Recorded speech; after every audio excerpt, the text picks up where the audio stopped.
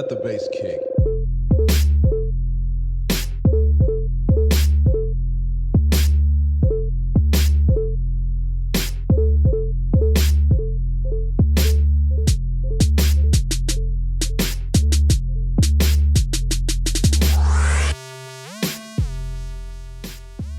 You mix.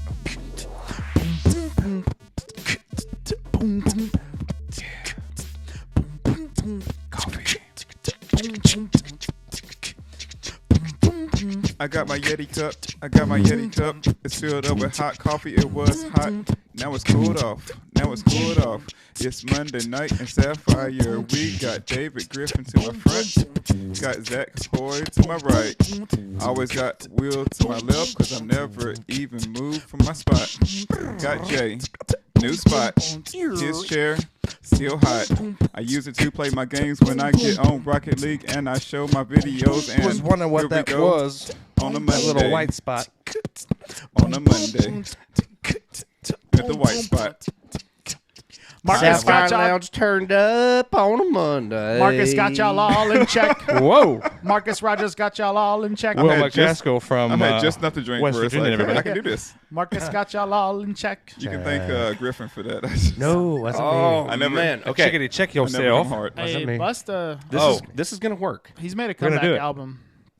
Busta Rhymes. Rhymes comeback. But this is going to work as long as nobody Rhymes. touches Busta that. Rhymes has a relatively new album. It's all maybe good. a year and a half. We're not moving. Relatively new. But please go out www.bustarhymes.com.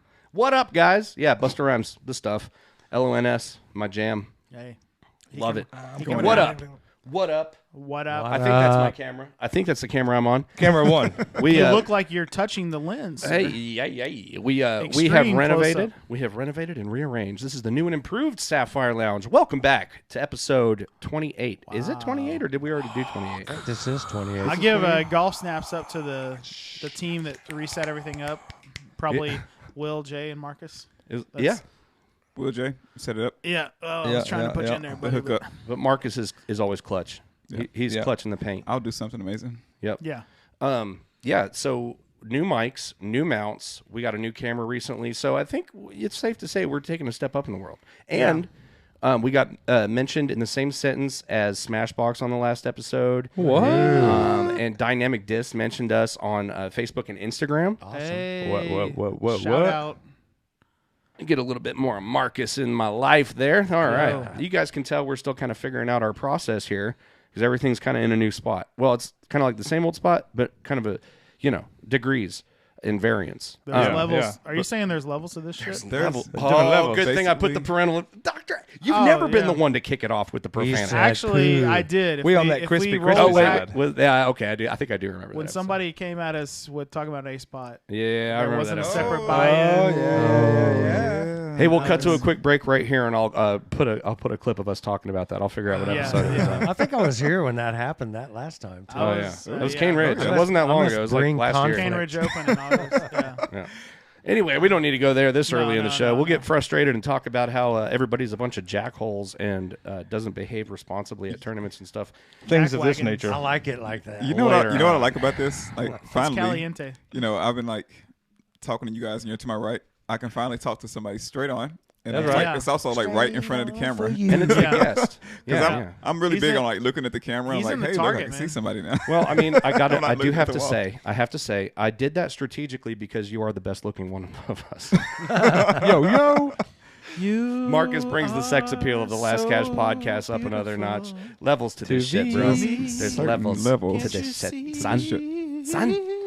Man, we got all kinds of crazy stuff to talk about. Always excited to be back. I love it. I'm Welcome, always buddy. excited for Dr. Always. Hoy to be back. This is Yeah, I'm half chub. this is I'm- freaking I'm, fantastic. This is great. I got so many hot takes tonight. I'm caliente. Muy He is- caliente. What's ay. I don't know what level Nashville hot chicken I am Are we right now, but culturally appropriating Nashville it? hot chicken. I don't. What level Nashville? Shut the cluck up. I'm on the original That OG Southern that Southern OG fried. Southern. Yo, my no wife heat. tried to kill me, and because like Wait, normally what? like we go to like B-Dubs or we go wherever that has like hot stuff, and I normally Yeah. get the hottest that they have, right?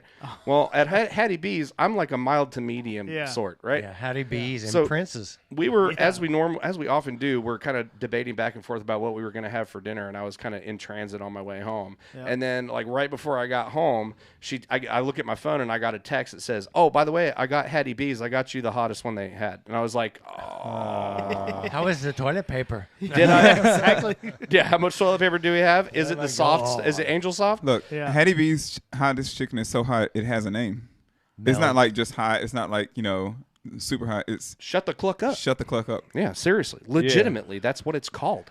Yeah. Don't you? Nashville there's has to proof. be Don't known they for have, like, a something thing if you besides eat it? awesome disc golf courses. I guess it can be hot chicken. The septic, actually, the septic system of Nashville's got to be up there with the septic bigger cities. system. Like, Yeah, think about all for the sure. hotel bathrooms that somebody thought it was a good idea to be drunk downtown at 2 to 4 a.m. and then go to Prince's, and then 5 hours later, they're awakened by a That's rough on both ends. rumbling and the tumbling. The ones that are stepping lightly Those on are Broadway. those are the poos where you got to sit, you got to like lean real far forward off the toilet, and you're we don't. Oh man, this is already off the rails. Charmin with pepper spray. Everybody, hey, Yeah, you guys everybody remember poops. that episode where we talked about pooping after eating hot? Yeah. Yeah. Yeah, that happened. Yes. At least You we heard it didn't- here, at View folks. count going At least way we didn't down. lead the show off with that. Yeah. Why is that burning like It might that? not. What did I eat? Oh yeah, He was that's on right. deck. I remember now. At least we didn't intro with that. It was at least 2 hours into the episode. So 2 hours. Hattie B Sundays. Okay. Yeah. All right. Hey, breaking news. Tonight, we are in the Sapphire Lounge for episode 28. Newly renovated Sapphire Lounge. First guest in here is none other than our good friend, Mr. David Griffin. Hello. Golf snaps for David Yo, Griffin. yo. Golf Shout out. snaps. Oh, dude. Wait, is it So just awesome to have you here, bro. Is it a coincidence that his initials are DG? No, Yes. absolutely not. Nothing Disc gay. golf. Disc golf. That's Dave what got me into it. He was Yeah. born for this. Yeah. I was like, it's my name. I must go. It's in my name. He What's your created middle himself. He's his own man. What's your middle that's name? Brent. DBG. DBG. That's easy to shout out in a rap song for sure. But yeah, so Dave, man, I'm super excited to have you here tonight for all kinds of reasons. One, because I like having you on the show. You're fun to talk to. For those of you tuning in that have not followed the show for a long time, Dave is now on his third appearance on the Last Cash podcast. Ooh. Maybe once was as the Music City Yes, Disc Golf Music podcast. City Yeah. first time. Is that the record? It might be. I think Wow. that's, Or tied It's with? him and Telly. that's up Tied there. with? Yeah, it's up there. Him and Telly. But Basically, you're a VIP, Dave. yeah, Thank super, you. super Thank you. VIP. And also, I guess we'll just go ahead and get this out of the way. I wanted to. This has been a long time coming, and I just can't wait to do it because this was supposed to be my last official act as president of Music City Disc Golf. So, Dave, we've got a little something for you, Oh. and Cool. Fired up. yeah, this is going to be cool. Let's see here. I'm gonna put it on me since I got the goods. He got a good over there. Don't worry about the date on there. Oh, dude, you already ruined it. The We were date. going to make something funny out of it. No, we didn't got ruin a it. date? We didn't ruin it. First of all, you get. shit. I got you the sticker. Somebody else did. Hold it up for the camera so everybody a- can see a it. company. Yeah. Here, we put that on Dynamic it. disc. Yeah, you They're got, so him, Yeah. awesome. you got him a nice sticker. He likes black and white. You had me at sticker. Sticker. So, yeah, that was it. We can talk about whatever. Yeah, I that's- just wanted to give him Yeah, a sticker. No, that's a Stick great. responsibly, You know what? sir. yeah. It's a classic design. No, I do have something Okay, else. I'm good. How much do I get paid if I wear this? It looks the like whole some show? plastic. We'll. Oh. Dave, Oh my god. you got your own signature Nice. disc, bro. I've got me I'm gonna clone this thing. Yes. People can. All right, so Can you tell us a little bit about the photo, like what had happened, Okay. or let's get a little. Yes. Okay. Backstory. This photo, I guess, is probably. Oh, well, it was with a white Vulcan, and that disc at that time that created $598 in ace pool money on this picture. Damn. Yeah. golf snap. Hole 8 at Seven Oaks. Yes. Well, Nice. Oh, 8. but hole one. 14 was the first one at Cedar Hill. Okay. And then 2 of them were on 8 with this particular disc at Oaks. Damn. But it was years apart. Oh. So the first one was, And you're a lefty, right? Yes. Left-handed backhand. so it was two $200 ace pools and one $198 ace pool. It waits till it gets like big time money. Yeah. Then it's like, I'm going to fly in there. Yeah, nice. Which position on 8? Well, this one was by the tree, yes. And All this was right. air shot. About 2 months earlier, I'd had one for a $200 ace pot, which skipped in. Oh, yeah. So, bam, bam. Nice. Yeah. Oh, wow. Look at him, man. I'm like, Isn't it Pretty. pretty? What disc is it? Thank you. What is it? What is this? It's a Music City Disc Golf. Yes, it is. Yeah, we're getting into the You disc know game it. now. They got their own disc now, by the way. That might be an Escape No, or a it's Maverick. or something. Raider. Oh, Raider. Raider. Cool. Raiders. You might like that. The Raiders. Yeah, I'm going to like it on my wall because I'm not going to throw my face in the ground. I got one with me on it. Something Dude, on what the if wall. you aced with that disc? Then Will that be double? And would you guess that the disc that has my face on it is super overstable? this says lifetime member, by the way.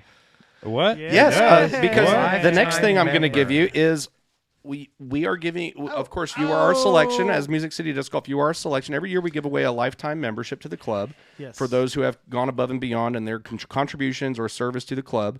And so we do a little something different every year in terms of what the award or how we present it is. But, man, and we might have to take another break again. I've got some jittery action happening with my camera.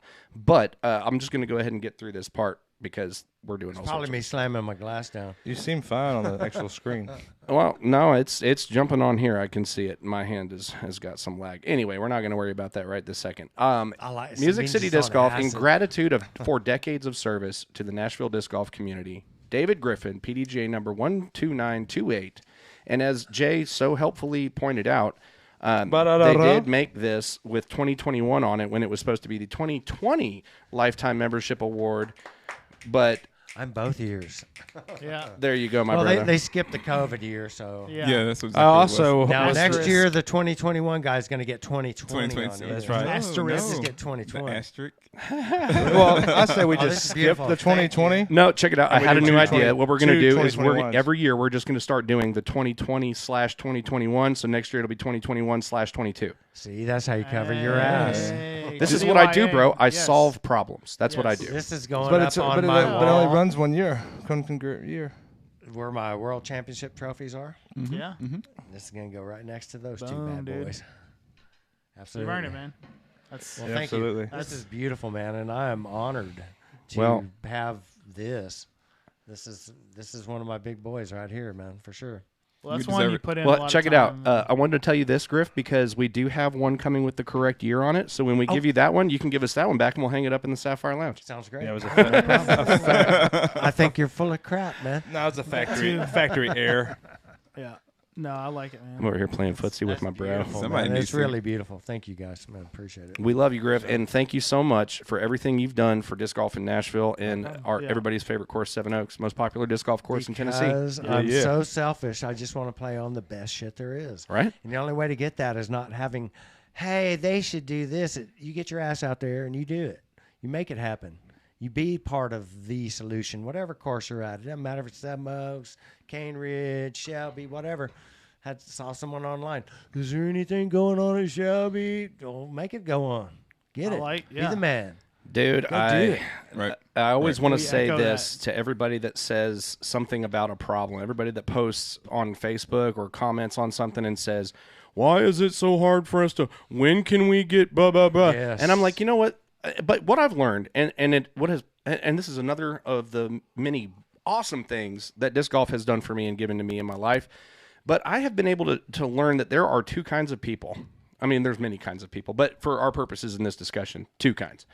One kind is a person that sees a problem and yells, "Fire," In the whole and hoping that everybody will come running and look at the fire, right? The other kind of person is somebody that sees a problem and figures out a way to, makes a plan to solve the problem, and if he needs help, goes out and finds the right help. And that's what those people are the ones that become leaders. Those are the people that become successful. And that is the definite, you are the definition of that. And leadership and selflessness and dedication and volunteer spirit. The annual work party at Seven Oaks is something truly special that the rest of the world that plays disc golf really should model. Everybody hits me up all the time asking me how we run our bag tags. How do you do this with your club? And I'm like, man, first what you ought to do is go figure out how to get an annual work party where 100 Yeah. of like rabble-rousing knuckleheads actually show up and work in the same direction. Like, that's a miracle what Yeah. you've been able to do with that thing. And it Years of shows because experience. it's Yeah. so beautiful there. Yeah. Well, you got your experience, and then I've seen other people take it to other courses, Lance Kirby at White House and those guys, and it doesn't happen overnight. You got to put in the time and be willing to grind, and it's a thankless job. Yeah. Especially you see your buddies playing disc golf while you're hauling sticks and crap and cutting down stuff or whatever to make new parts of a course or a better course, and it's rough. Why wasn't anybody going to help me? Well, help yourself. Keep it going, and lead by example. Mm-hmm. Just go do it. Don't expect any help. Don't expect it to be right. There's not going to be any. It's you. It's you in your mind, and you go and you do it.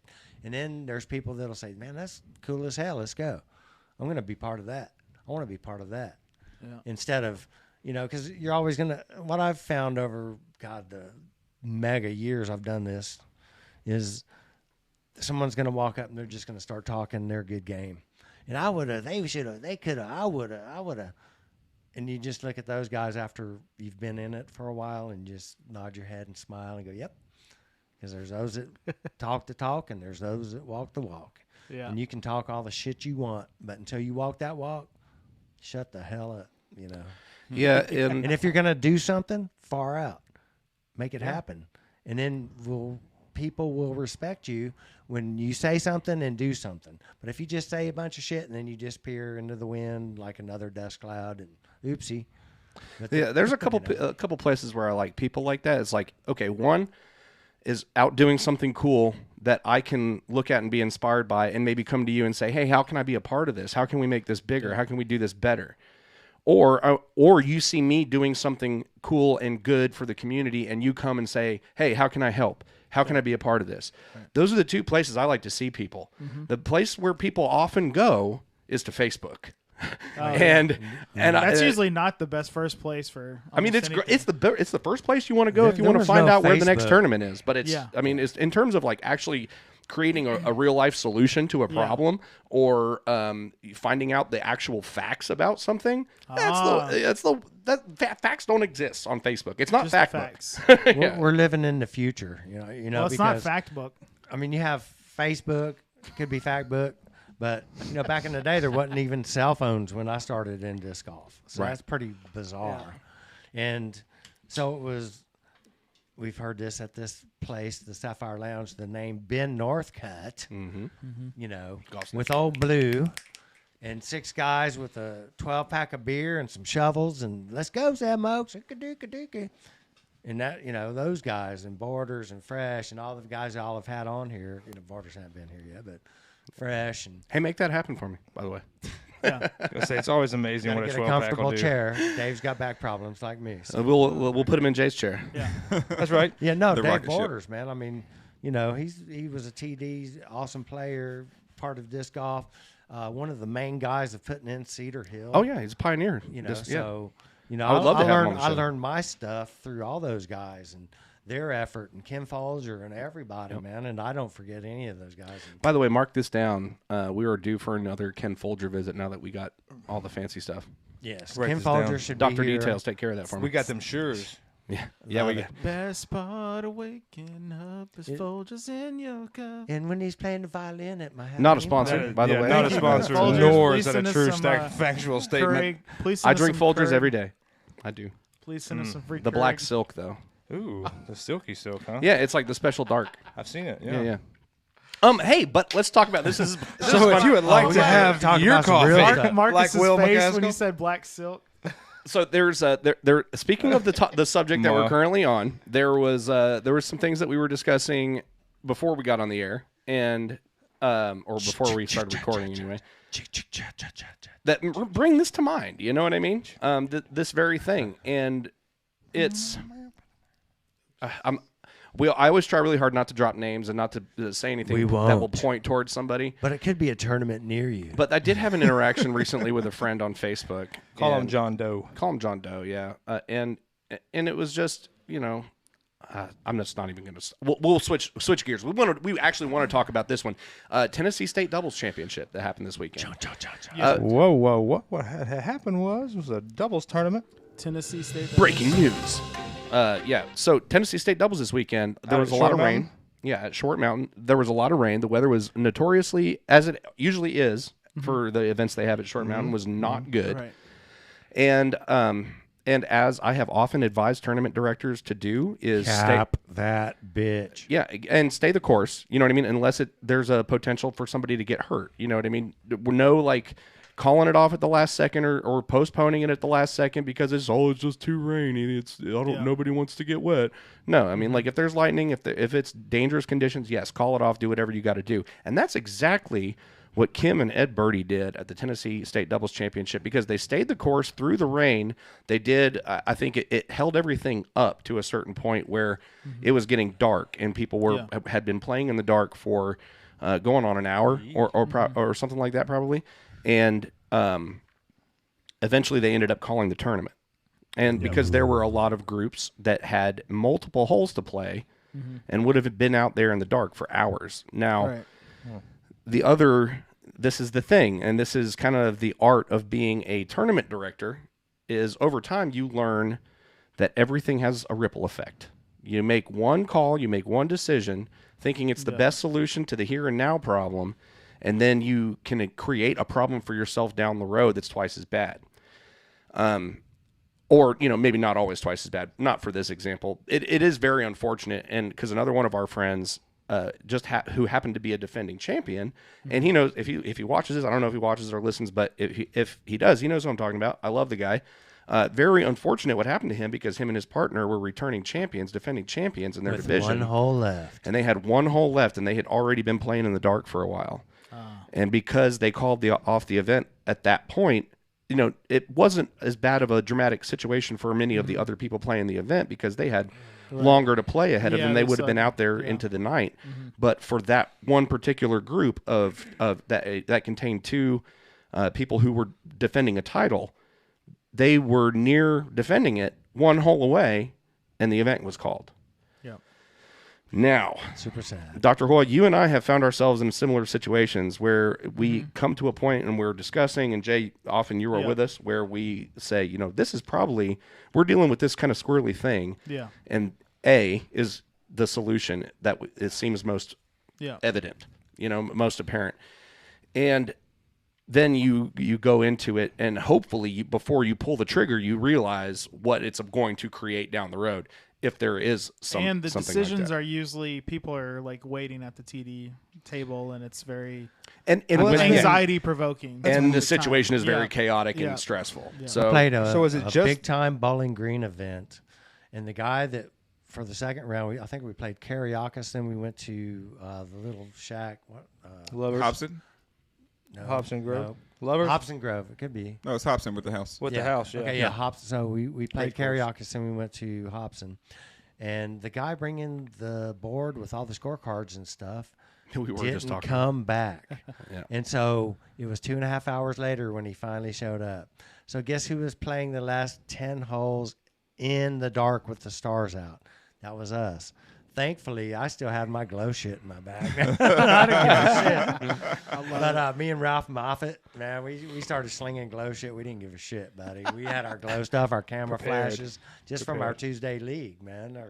I love glow. It's one thing to go to play a glow round and be prepared for it, and it's another thing to go to a tournament and end up playing glow. See, only sucks about me playing glow. I end up playing with like 3 discs. And no depth perception. I'm going to use my Firebird, my putter, and maybe this mid-range. That's all I got. Well, you can play with a putter and 1 disc. You just make that bitch work, man. Oh, yeah. That's right. When it gets dark, I'm like, all right, I'm down to 3 discs. Flex it. Angles. Going back to Tennessee State. That was an experience. Was it canceled just simply because of the rain, or was it canceled because of course conditions? It was canceled because the ground was now wet from all day raining, and now it was pitch black outside in the middle of nowhere. So I also heard that there were so people that were taking that were looking for disc for like 15 minutes instead of the 2 minutes. It was going to end up being over at midnight. You will have a lot of that. And that's a ripple effect. At a lot of unsanctioned events. So, wow, because the there's TDs don't have any control over the players. Really, I mean, they should, but the players should play by the rules. Sure, they should. And but when dude, we'll try to find it. Just take your damn stroke and get the hell out of the way, man. You can't sit there for 15 minutes looking for a when you're rocking unsanctioned like that, you're trusting people to go by the honor system. In that a lot of people are sure, they're not going like. And here's the thing, just like you or anybody in this room, nobody likes to call time on somebody looking for a disc. Nobody likes to be I the do. dude I will like, call 2 your minutes, ass. brother. It depends on who it is. Hey, if I'm playing for money, buddy, it's 2 minutes. Well, if it's for fun, take all the time you want. I'll help you look. The other part of that is everybody in the group looking, because there's Joe Schmo over there who's like casually just walking around. It's a good time to smoke a ball, like, bro. I'm gonna go over here while I take a leak and look for your disc. It goes back to calling the rules. I know this was unsanctioned, but. Yeah, nobody wants to call a foot fault. Nobody wants to call, no, that went out of bounds 30 feet back instead of right there. Because, most of the time you're like, is this good for out of bounds? Take that as a normal sanction. Like you said, nobody wants to call it. And then you combine it with being unsanctioned, and it's doubles. Yeah. Man, people are just having a good time. And they're not worried about it. They're not paying That's the balance of a good time versus playing by the rules. But here's the other thing, too. And I want to point and everybody's playing, having fun until something like that happens. Yeah. And then, oh my God, this is so unfair. How could you do this to me? It's a travesty. Yeah. Everybody get your torches and pitchforks and let's crucify the tournament director. Yeah. Well, I mean, you guys like. Yeah, I was in the lead in Bowling Green when that shit went down. Yeah. Well, it happened to me at Bowling Green one year too. So, I pulled up to. I think I ended up third that year. But I was still trying to just get enough to go to the Worlds, enough points to go to the Worlds the next year. Yeah. And so, it is. I pulled up to one of my courses at Bowling Green one year, and there was a line of cars down the highway about a half a mile long, and the gates to the park were still locked. It was 10 minutes before tee time, and everybody got pushed. And then I've had over the 20 years, I think 3 or 4 times where everyone's paid in. It's a big, huge crowd at Seven Oaks, and here comes the rain and the lightning. So when the lightning starts busting, I'm like, okay, man, that's it. Honk the horn, you're done. And people get all pissy because I don't give your money back. I know you about show that up horn. the next week, and it all gets rolled into the next pot. Yeah. And then Suck it up, buttercup. Yeah, if you like it, if you don't like it, don't come back. And if you do like it, someone's gonna like your money. So show up, because I've heard people keep coming back to that event. Yeah, they do every now and then. And you got, as a TD, you got to make those tough decisions. Then you stand by them, and because no one's going to ever be happy. Everyone is going to have something to say, no matter if it was perfect. Some asshole's going to say something. Oh yeah, not that guy's an asshole. Well, no, and I like really that guy. bad I like that yes, guy. and love I love creating. People love creating these tense situations. It's like human nature. Their first instinct is to create a situation where all of a sudden they're trying to create a movement and gain a following and get more support for their cause, so that they feel vindicated in blaming their poor performance on anything other than themselves. Smell. Did I nail that? Some of that I think smell. I nailed Yeah, that. that's pretty good. Even if it comes down to smell. I think we might have to make that a soundbite and just post that with smell. Yeah, poor farm If you're fresh. if you're going to posting to try to make yourself feel better, because then if you do all right, we got to call the tournament after 1 hole, somebody's going to be happy. All right, we got to call the tournament after 5 holes. Yeah, that person drew the Okay, six. Okay, All now- All right, everybody finished 20 holes. Okay, we call it after 20. I think no, everybody finished Well, wait, 19. isn't there and official a certain amount of holes and you can count it as an official round? So 9. And I do want to sanctioned clarify, event- in a I wasn't sanctioned event, speaking when I there said is poor performance and all that. I wasn't speaking about Craig's situation. I'm Are saying you just saying names, bro? No, he wasn't. man, I forget it. Anyway, Craig. we've already hinted General around the bush. Crane. Everybody, I believe everybody it was knows who we're General talking Crane. about.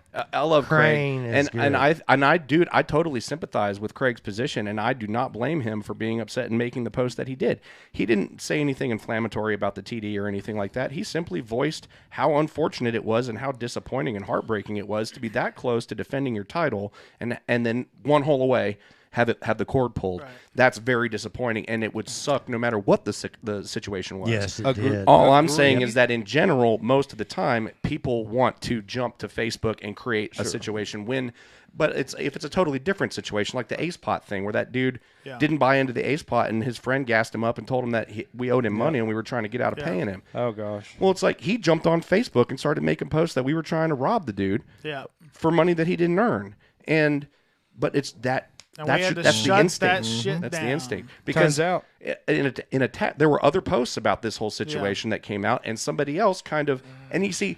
This is the thing. It's so easy to shoot from the hip and fire this stuff off for good people that just modern day. And sometimes when it's fired off, it goes in a really different direction. Yeah, and they don't take the implications and the impact into consideration. And dude, it's just ask a question, person to person. Let's have a discussion with people who are actually there, who have a say in what went on and know the facts behind it. Maybe get your stuff straight with everybody who was there before you go to the entire outside world and try to get a riot started. It's just I bitch about this shit all the time. Well, hold on. Let me take this back all the way back to the very beginning before the tournament ever started. Let me rewind here. Before the tournament ever even started. I don't know about you guys, but I typically check the weather to see what I'm looking at and see what's coming ahead, for the next day, maybe two, depending on the tournament. You're walking, with the only exception being is if you've never stepped foot on that property at Short Mountain. But one, I know the person you're talking about probably has more than once. You know what you're looking at with any type of rain. So you know that there's a risk going out there. Walking out there, I know for a fact, if I'm going to Short Mountain to play a tournament, if it rains, I know that it's done. Oh, totally done. Even if there's no lightning, because especially the short course, you're going to be flooded super quick. Very dangerous. Yeah, super dangerous. So, for me, for somebody who's been out there, and you take multiple times out there, and probably been out there the last couple of Tennessee State Doves where it did get called after a round or whatever it was, because this is not the first time it's happened. You should kind of be prepared for that, in my opinion, especially if you step foot out there. Round. And two, as a disc golfer, I don't know anybody who doesn't try to check the weather. Everybody's talking about the weather before it starts. You gotta have the weather report, man. Sure. I got towels and baggies, and I've got my saddlebags. I've got my hot dog cart with my little. It's a difference between 2 or 3 towels or a sack of towels. I was just thinking, man, hot dog would be good right now. But I cover myself. But seriously, the people that perform well consistently are people that never find themselves in a situation where they need something they don't have. Confrontation. People are. It's a thing we see more as just having a discussion that may ruffle some feathers face to face. People don't want to have that conversation. No. But they do feel comfortable posting it on Facebook. Somehow it's it'll go out to more people. Passive aggressive that but way. It's not you're not having to face the person. I'll get that one person to back me up on this. Yeah, somebody out there will. And then there'll be 2 of us. Right. But I'm just that's why I'm direct communication. If Here's you have the an other issue thing, with though. somebody, go up to them and talk with them. You never, ever see the I just want to say thank about... you to Ed and Kim for rocking that thing. Yep. And don't let golf snaps to Ed and Kim. Don't let the whiners be whiners. We don't care. And this weekend they have another tournament. Nothing against anybody because I wasn't there. I got no dog in this fight at all. Hey, bottom line, man, when you're in charge, sometimes you have to make an executive decision, and sometimes it sucks for some people more than others. And it's just the nature of things. And I guarantee you, that's the nature of humans. They don't want to have to do that. They want everybody to have a good time. Now, when you run your tournament and you run into this, let's see how you do it, bro. Let me go ahead and put this out there on the airwaves as well, because Kim and Ed and I are very, very good friends, and Kim and I talk a lot especially when she's running events or I'm running events and we have stuff going. People that are TDN bounce stuff off each other a lot. It's good to make other events better. It's it's good banter, symbiotic relationship. And I know that when Woodbury, the actual entire city flooded last year, I think, or the year before for the same tournament. And she, for 2 days, 2-3 days, she was texting me, worrying herself sick over what to do. And if people were going to have fun, if it was going to, and it broke her heart that it was going to be in those conditions, even if she did decide to have it. And and it's the same conversation I have with other people too. It's you make a decision, you stay the course. There are documented procedures and policies. This is the reason for the PDGA. It's what does the PDGA do? They're the governing body. It's if lightning, do that, and you have that to fall back on. Right. That's All your right. Alamo. You know what I mean? So Well, I'd as a go into competitor- the future. I'd go one round because another thing that happened though It was 1 round. Okay, but during the 1 round, they let sixums in instead of capping it at 4 or 5. And then so you're looking at way more time. Even 1 sixum in a doubles round. Just And again, another example of those situations where you make a call trying to make the event better, and there's a ripple effect that you don't anticipate. Kim and Ed are so kind-hearted. They're like, okay, yeah, we'll let you in. We're going to let you play. And they make room for all those people room. That's the one thing I got to say. Just be a little more hardcore and cap it off. Don't let that many, sorry you missed it this Where did year. everybody park? Sorry you missed it this year. That's the other thing, too. You got to stop. I mean, you can't have 500 people show up to a, Where did everybody park? I'm just telling you. You got to stop. You There's got to plenty stop. of parking out there. You got to stop. In mud, Is it going to in be puddles 7 of water. Mud, eightsums? but yeah. Does it stop at 8sums, 10sums? Where does No, it no, stop? there's a definitely start there at- is a with 6 in the definitive. morning. Start at 6 in the morning. Well, yeah, I guess and that then could go. be discussed also because if with the You name can't with let the, with people the in. name That's what state happened, too. doubles, it That's should be what like happened. 5 max. Well, to state be- doubles, it doubles. should be Yeah. 4 max. No, it's Four You 4. can't have card. 5. Who's Yeah, flipping well, for Clint? 6sums, you got to have 2s. Well, that's So the other thing, you gotta, too. You got to 4 just max. stop. Unsanctioned, you can do The it. people that and it really want to slows things play, the people that really want to play are going to sign up early. up. Sure. Okay. And again, and I say this often But as Ed well. and Kim are so badass and special. They want to get Well, you- everybody in, but you got to be hardcore when you're the TD. You got to say stop. Sure, No. but you're talking Everybody knows what they're getting themselves into. We are adults. Like, we all have supercomputers riding around in our everybody. pockets. Well, Yeah, not don't get me everybody. started on that. But if you Oh, don't, shit. Shout out to Steve Hardy. but Steve can still stay hip to the game. He got knows that 3G. when he. But that's the thing. His It's like- daughter's in college. But here's She's the thing. teaching him. Another good example. 3G. He's a computer Steve- tech guy, too. Steve knows he doesn't want to go down the rabbit hole of social media and technology, so he has boundaries and he doesn't do that. But if he knows that he has to get online and do something in order to play an event that he wants to play, he does it. He does figure it out. He doesn't make excuses. Oh, the Russians hacked my phone. Like, Yeah. No, it's China now because Biden's in there. it's shout out to Anthony Sinclair. I love you, bro. Fortnite got him. The Russians got him. Lord. Welcome to America. Man, we're just throwing left hooks right and left on tonight. Okay. You Podcast. are left hooks. These are haymakers Yeah. coming out of nowhere. Well, I got a mean left hook. I don't know. That's right.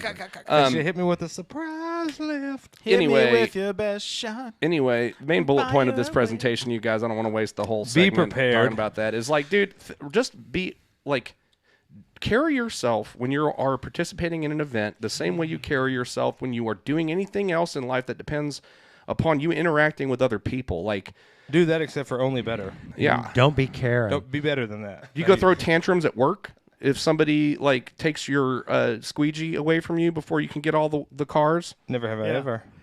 Actually, just pretend like your grandma's going to see everything you write. Yeah. How would she react? Pretend I like would pretend be- like you're on a Damn- podcast damn all the it, Sonny! time, and you Great just Gan? Much you to just start Sonnet saying family. stuff. Well, thank God they're both dead now. Whoa, whoa, my man is still kicking. Pineapple.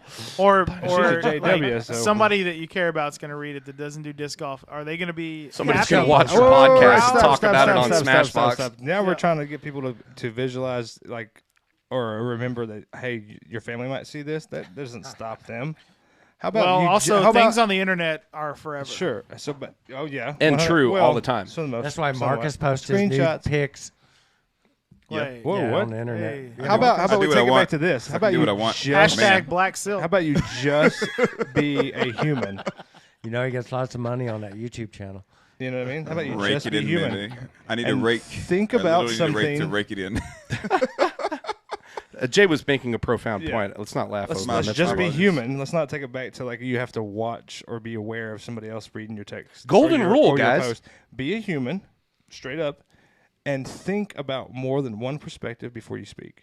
That's it. if you think about your perspective, and then think about that second perspective, because I guarantee you there is one. That's the thing. Golden rule. Think Put about yourself in two- the other two person's shoes. perspectives. Yes. Yeah, 100%. And that's why I've been so successful with my stuff, is because I'm always trying to put myself in the shoes of the player or the person that's on the other side of the table in whatever the conversation is. Some people just don't have that in their DNA. It's not in their initial like gut instincts. Okay, sure. This tournament sucks because they I don't. think they're called They didn't entitled. have Tilt your mic depends. down a little bit. My bad. Don't be lazy. Don't be lazy. And I'm going to be on the and course for And 5 don't shove the hours. mic up your nose. Sure. Get it down below your mouth a little bit. P.S. Don't snort the Lucky Charms. Don't isolate this audio. Bring your own depends. Anyway, made me forget where I was going with that. Anyway, Sorry, man. Now you sound great. what did though. I say? What was I saying? You were saying Something Be weird. Where human. was I, Failer? Be human. We did the golden rule thing. No, right after this. Look at it. Consider multiple See what perspectives. that shit does to you? Multiple perspectives. Keep on. Keep on going. You're Jay Skinner. You're really cool. You're an Arkansas fan. Whoa! don't be giving my J date profile away. The basketball Hey, team what was the doing one we good. Long came up walks with on to our the adventure Cumberland. on Saturday? Speaking of which, our adventure on Saturday. If you haven't seen the video we posted, it'll Check be it. in the break. But J&A's. J and A's. Oh, JNAs. I want to see a shout out. Hold We on, don't want I'm to sorry. talk about how we got Shout there. out. But I got a shout out. We got home safe. oh yeah, for somebody, everybody who Marcus's was worried, voice was How recognized. many phones do you have? worried over about there? us in the rain. We did make it home safely. We did, yeah, we All did. right. We're This still is here. the phone for my son. This is phone for business, and this is phone for me. He got 3 phones, That's what I all got the drug 3 dealers say. Phones. One for the pod and one for the job. and the other for the That was child. pretty good. You were ready for that. I but used yeah, to have 2 shout, beepers. Shout out to Joe. I was at most recent tournament by the Nashville Disc Golf Store, Rockland Creek. Yeah. Rockland Dam. Hey. I had a good time. It was my first time playing that course. It was really nice. Golf Oh, snaps for National Disc Golf Store. Sean Get on the. You Groton. get to work, use cards Sean too. Groton, my sponsor. Sean Thank you very Groton. much. Mine as well. Keeping it real. Shoot. Whoop, whoop, whoop. But yeah, he definitely Non-disclosure. recognized my voice. He was like, "Hey, do I recognize your voice?" I was like, "Yeah, I guess you do." Who are you? I was like, "What's up, Joe?" He's like, I'm "Oh." Betty. So I got Joe some D. video. Douglas? You have 8 I got some minutes video, left so we're on gonna your put some video of Joe here in a second second. Okay. Joe Good, D. yeah. Douglas? In the break, which will take in about 15 minutes. Joe D. Douglas. Whoa! 15. Yep. Hopefully the ice trays have frozen by They're now. so close. They're getting so frosty. Frosty. Speaking of frosty, what about this past week? It's been so warm. I love the snow apocalypse. That was awesome. Yeah. Yay. I really could have took another week. I of was that. already working on blanking that one out of my memory, but and then we went straight into almost like it was like a close call to another 2010 flood. You see Yeah. the stuff on the news? The river Yeah. downtown was up super high. That's, Oh man, that that's just in the scary. Harpeth. Oh, I bet. Have we not And fixed now that we're yet? getting in, and then we'll be getting into tornado season. Oh man, Oh, that's yeah, come tame. on. I thought I now. was going to get in one last night on my way Oh, home. Nashville. It was got, super It got windy. hairy. And that van is like a billboard when the wind starts blowing. So I was, whoa. Yeah. And then it's rain. And then the windshield wipers The don't work. windshield wipers.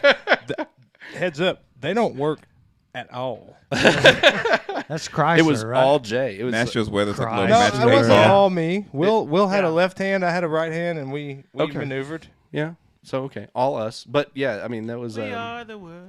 I felt like we should have had mariachi music playing really loud in the car. Man, I'm just like culturally appropriating all All over. I just kept. I gotta get better kept at telling that. Will, it's like we're gonna end up on one of those random videos on YouTube. Oh, It's just like totally. a You've already been compilation there. of a bunch of stuff. Those are and usually it's from just Russia. like, look what you see in Tennessee, and there's 2 dudes sitting in a van, like windshield wiping with fishing line connected to the wipers. That's how they figured it out. That's how they do it down here, boy.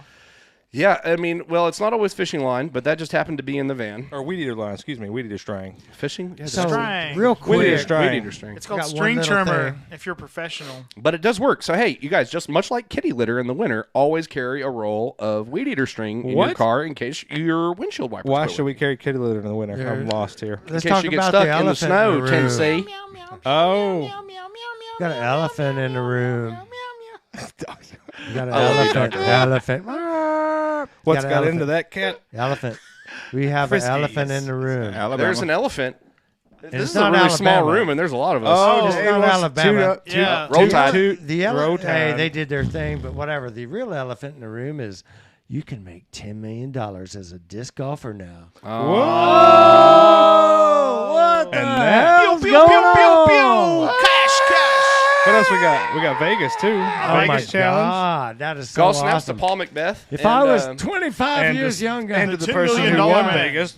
It was it Ezra? Did Ezra end up winning? No. Who was it? Eagle. I was too busy. Killed them. I did download some breaking news music. Going into the last round. You got it? I can't play. Hey, I hope I hard. didn't mess that up. okay. but No, man, no, that's dude, Eagle that is killed everybody. wicked.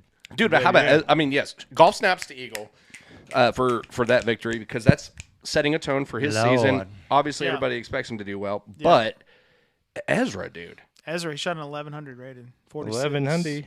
What was it like? The first round was it the 1100? Second. Second, because Second. the first Yeah. one was 1060 or something like Yeah. that. He was already like 16 down or something. Dude, he's just That's just he's so sponsored now, and insane. he's I mean, he was at MCO last year, was he not? He was. yeah, he was And he'll be here again, I'm sure. overthrowing hole one with a putter. All I can say is that dude has got some chiseled pectoral muscles. Dude chiseled all the muscles. Like He eats a lot of he is beans. Rip. I he always talking about this. Andy Richter shot. I have a 21 daily down at segment of Seven my- Oaks.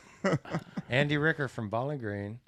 Yeah. Richter. Ritter. 2-1 at 7. He shot 21 down on the 28 hole. Who was setup. his witness? Dude, I was there. I'm. Oh no! Was it Ritter or Richter? yeah, Andy Ritter? Andy Ritter. Yeah. Andy Ritter. Yeah. When was that? That was around the 2000 and something, Okay. whatever. Yeah. What layout? 28 holes. Yo. Oh, yeah.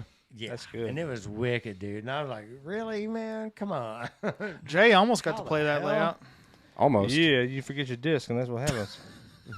sleep at the course. No. Hey Jay, don't forget your disc on Sunday. What happened? Can I Oh, crap, borrow that a is this putter? Sunday. What happened? Yes, it's was? Sunday, Cane Ridge. Oh, yeah, Tag event shout number out. 2. Can I pay now? 10 mil. Can we just show up the day of? A milli. Can we show up the day of? No. You can. I say, I got cash. A million there. I'm a little wet.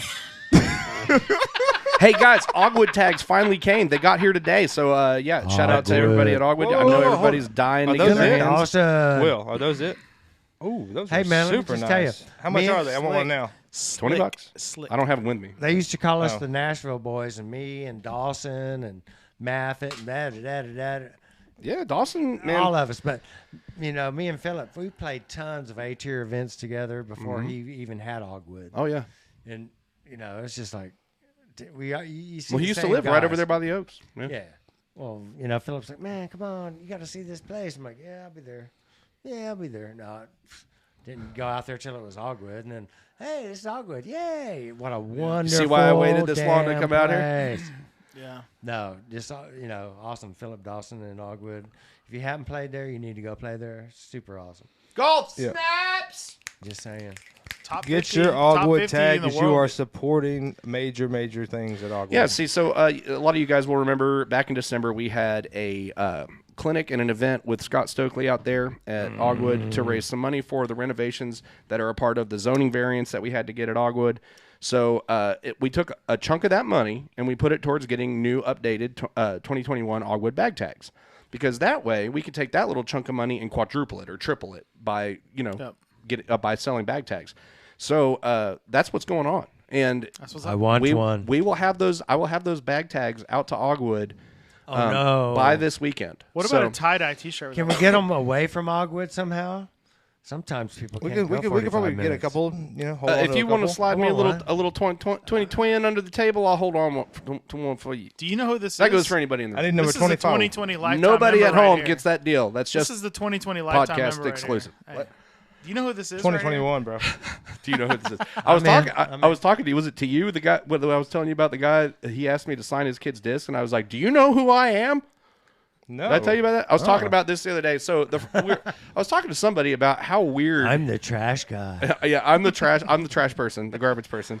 No, I was talking to somebody about how weird it is when you get recognized for something that you do in disc golf, because and especially for somebody like me, because I've always just been about what's the greatest amount of good I can do, and that's the direction I went. I never thought I would ever get recognized for anything. Obviously, I knew I was never going to be a touring pro and be a world famous disc golfer. But It's not too late, buddy. yeah, Never it You is. can too make late. millions. Not too But late. anyway, no, I was at Memphis. I was at Bud Hill in Memphis. I was I forget what event it was. Probably me and Clint. And at some point, J Ray had to go do the awards ceremony, and so I took over the RV, and so I was selling discs and stuff. And I noticed there was a guy and his kid kind of standing off to the side of the table, like not like they were shopping, but like they were waiting to get my attention. So I kind of looked and I was like, hey, what's up, guys? And the guy looked at me and said, his kid's holding a disc. And he says, hey, would you sign my kid's disc? And I looked at him and I was like, do you know who I am? And it sounded so asshole-ish. I was like, immediately after it came out, of my mouth, I was like, I didn't mean it like that. What I meant is, I suck. Who do you think that I am? Wait a minute, that's not it either. Do you know who I am? Do you know who I am? Do you know who I think I am? Anyway, I was like, what? I was like, you want me to sign your disc, buddy? Yeah, and I signed the disc, but that's like, it's one of those things you say, do you know who I am? Yeah. Not what I meant. How did he know you? Context. Music City Open or something, probably. I think that was what it was. I think Music City Open was the kid's first tournament years back, and then now he was playing, pretty competitively. And nice. Yeah, one of those things. And that's the kind of stuff that will really... you sign my disc, man? Yeah, sure. Who do you think I am, Griff? If you throw it in the basket, one shot. Who do you think I am? Just a guy that goes around just signing everybody's frisbees? I know a Hobson song that's like that. Don't lose your sticker, bro. Dude, I ain't worried about that. I want y'all to sign my shit, man. I'll sign it. We'll sign it. We got a Sharpie in here, Marcus? Yeah. You must sign it. That's all I got. On the break, we'll sign it. I'll produce a Sharpie. We'll get a little chicken scratch on that. I will produce. Actually, somebody in here's got a disc golf bag with a Sharpie in it. Said Sharpie. I don't have a disc golf. It's probably me, but it's in the van. Shopping. So going back to Ezra right quick. Update on my dog Waylon. So Waylon he had his little ACL surgery. My dog Waylon. Oh, Waylon. He's the one that hides in the woods and watches you. Rex is the one that hangs out with you. But Waylon, he tore his ACL. That's not creepy at all. Yeah. Hey, man. He I'm kidding. the best, Hey, don't judge. Kidding. Don't trying to make light of a bad situation. Go for it. I love you. Anyway, no, he was he's doing well. I can't let him off a leash till like end of April, May. Especially around Kearns. Don't do that. The Combinator. But Waylon's ready for some disc golf. Rex is a little bitch and trying to get him to run and stuff. And I've got to choke out my other dog Waylon to keep him from running. So kind of really weird, but we're looking forward to some new disc golf coming up. Hell yeah. I want to give you props too, not only on keeping the Seven Oaks work parties going, but also the Tuesday night dubs, but also your yearly Halloween. How long has that been going consecutively? That went on for 20 years. 20 years. And then we shut it off a couple of years ago. Okay.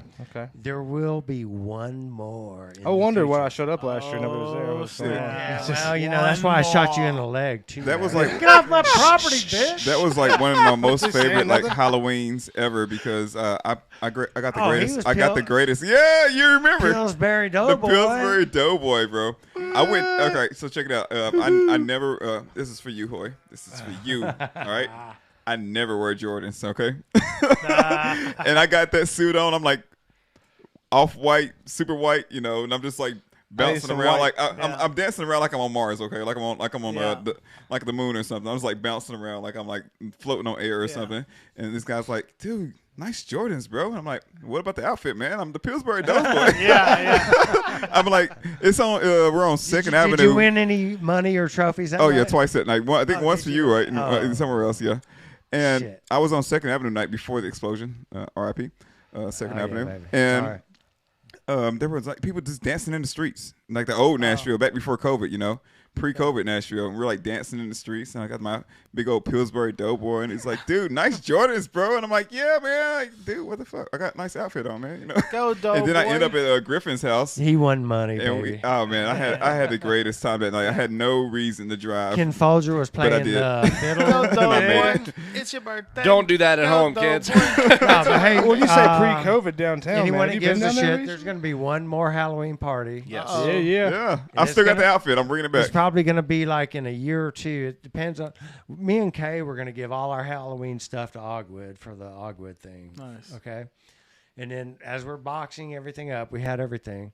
Then she's like, we promised our friend's kid that we would have, when he turns 21, we'd have the Halloween party, which is going to be either in a year or 2 years because he's in college right now. So we keep our promises, man. So we promise we're going to have the Halloween party one more time. So it'll be your first, last, only time to be at Dave Griffin's Halloween party. So and the only thing that sucked the whole time was Ogwood and Bell Witch and all that's going on the exact same weekend. So kind of a bummer. But the people that stay in town got to come and have a great time and had tarot card readers and I mean real live shit going on. And these aren't no fake ass bitches. This is real. Do we have some? So, I had to take away from your stuff, but last year at Ogwood, it got crazy. They had knife Ogwood. swallowers and glass walkers and coal walkers. Totally. And Shreddington. You know, you know what the new plan is? Shreddington? Me and Philip, and this is a sneak. Oh man, never mind. I'm not no, going to. dude. Whoa. Don't be sneaking. Don't be peeking no sneaks on here. Was that a teaser? That was that's a teaser. Well, not a tease. spoiler. You know what I'm You're a going to tease. do. Don't Not a tase me, spoiler. bro. Not a spoiler, but a teaser. Don't tase me, bro. I won't. Don't I won't. tase. See, he got to keip his big ass mouth shut. We might light you on fire and throw this at you, though. Yeah, that What? happens. No, not you. Teaser. Do it. Schmeeze. Hey, I know what time Actually, it a is. dunk It's time booth. for Breaking. everybody's A favorite dunk booth. segment, Break time. Just the Tip, with Marcus Rogers. All right. I think he's given us a tip before. So what's the tip for 2021, Mr. Griffin? Just a tip about disc golf, something that's not necessarily about form related. You know, can be showing Sure. up on time or give us I a little would, something. if I was a young guy, I would be out there. I'd throw like 300 or 400 putts a day. I would throw up shots back and forth a day. Because when we live in an age where you can get $10 million, I would just go ahead and say, you know what? I'm playing with plastic and wood and making $10 million. I think I'm going to go for that. So get your Why ass in not? gear. You throw for show. You putt for dough. Get those putts in. Get the up shots in. Get in a flat field. Throw all your discs as flat as you can, as hard as you can. And then see what they do halfway down the aisle. See what they do on a flat land. Because then when you get in the woods, you'll know, wow, by the time it gets to that tree, it's going to be turning that way or that way. And that's how you get to be a kick-ass son of a bitch. You got to throw your stuff on a flat field with everything you got and see what your discs are actually doing. And when you get a disc that's so damn sweet and you're like, well, this is the best disc of my life, then you put it away. And you save it, and you don't throw it anymore. Because why are you destroying your best disc on a bullshit round or a non-money round or a not real round? And then you bring in the next disc, and then pretty soon you get like 8 or 9 discs that are so damn good. And you got to learn to put those bad boys away because every time it hits a tree or the ground, it's getting sloppier and sloppier. But then a week before the real tournaments, you break those bad boys out and you rip them and you figure it out and they're back in style, and then all of a sudden you've got like 8 of the best discs in the whole world, and then you go out and you destroy people in tournaments with those discs, and then you put them away, and then you try to get the best disc and you try to make the new stuff the best, and that's all your stupid rounds that aren't real. That's where you figure out where you're gonna make your real disc. You take your new stuff and your whatever stuff, and when it becomes the best disc in your bag, you stop using it and you put it away. And then when the real stuff shows up, you break them out and you use them then and you put them back away. And that's how you become a world champion or whatever your aspiration is. But if you don't put your best shit away, you're just destroying it for shit and giggles rounds, and that's just no good. Shit and giggle rounds is for breaking in a new disc. Tits and giggles. You gotta hold it up. Yeah, it is. I got to hold it whatever. right here. Yeah. There you Okay, have it, that's kids. It. Bye. That's my advice. And other than that, kiss my butt. Real disc golf. Damn. Real disc That golf was talk gold. for real Nashvillean. There we go. That's a good one. That's the Dave Griffin. We should rename that file. Yeah. David Griffin. Dave Griffin. Okay. That's how I did it, my God. No, I I love that. I love it. Throw what you know. do want to But if reiterate. you got your best disc and you're throwing it in bullshit rounds. Yeah. Yeah. What's the point? You- You're wasting. You know your what you disc. what I seem like I'm getting from that is that you're really like explaining how to break a disc in correctly, Totally. and when you break it incorrectly, then hey, it's the best. maybe you should use it to make some money. And then stop. Yeah. Put it away. And then when the real stuff shows up, there we go. And you just keep putting the new stuff in there. And usually I have. Oh, sorry. I didn't Couldn't know hear we were anything you still on. said. Yeah, I didn't know. I thought we were There he gone. is. No. No, I thought we were gone. No. No, but the best stuff, I used to take 3 of the same disc, same weights, same mold, whatever. Plastic. Then you have one, and I'd have a stack of them. Yeah. And then I'd have, so when one was flippy, one was straight flying, one turned to the whatever way. So you got anhyzer, straight, anhyzer. Then as they get older, they start flipping more. So you just start feeding that new one in, and then that one becomes that one, that one becomes that one, that one becomes that one. And that's how you get your shit together, and then you go make that $10 million. So I guess the tip of the day is how to break in your disc properly to become successful and make how much? $10 million. $10 million. So for all you noobs out there buying discs as much as you possibly can for the stamps or whatever it is. No, man. Quit doing it. I think that advice is actually for the people who are trying to be like really good disc golfers, you know. And I really appreciate that because that's an avenue that nobody even actually thinks about is like breaking in discs. That's why we play with like frisbees. I mean, I'm sorry to call it a frisbee itself, but I mean, when you use discs out there, you're actually trying to make the disc better. You know, you're trying to get better itself, but you're actually trying to make the disc better for your game. Yep. You know, you get out there with your high-speed driver and it's brand new. It's obviously not in the spot where you want it to be, and nobody even thinks about talking about how to get a disc to the spot where it's going to make you some money, make you happy, make you successful. You know, and when that disc is perfect, it becomes your favorite, your go-to disc, and even more than that, you know, you got to just like you said, put it away for a little while. Totally. And if you end up playing at a great tournament like the MCO, you play these bag tags, you know, the Music City bag tags, hint, hint. 11 times. And then you're actually, you know, you're doing you're being your Josh Halkies that come out and just like only play a couple tournaments and like killing it, you know. Yeah. And when you're doing that, you're actually having a great time. You're loving disc golf. You're making jokes, you know, because one person who doesn't have a lot to say is a person who's not doing well in disc golf round. Right. No, they usually have a lot to say. Oh, really? Yeah. Now, Bowling Green. They got a lot to I'm say. just saying, like, the fun conversations, usually the best conversations on the disc golf round are usually with the guys that is winning and the person that they're talking to. Yeah. You know, like, man, they're having a good time over there. Yeah.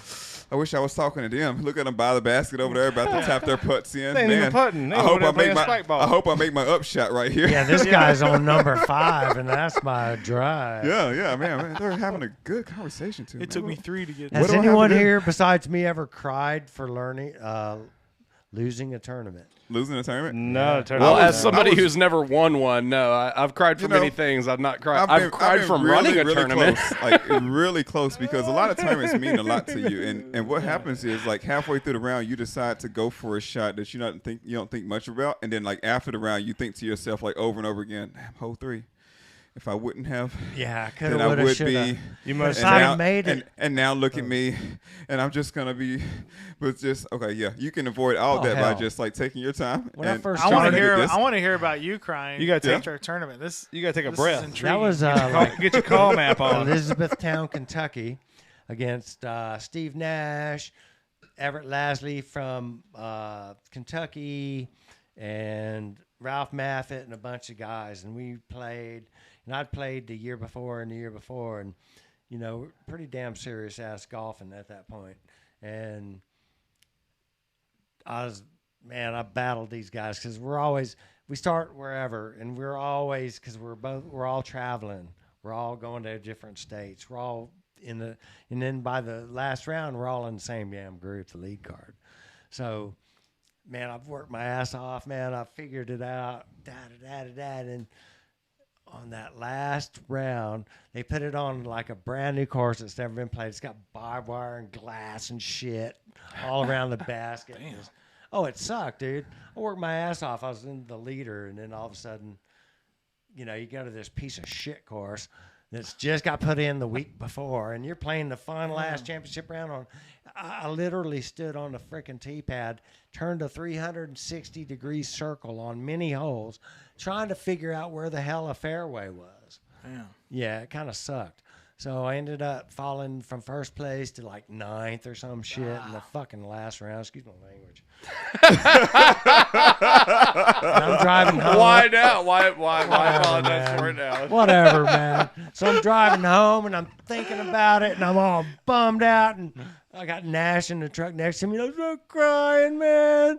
And Nash's like, dude, are you really crying, man? I'm like, yeah, motherfucker. Yes. Yeah. I wanted that W. Spent time.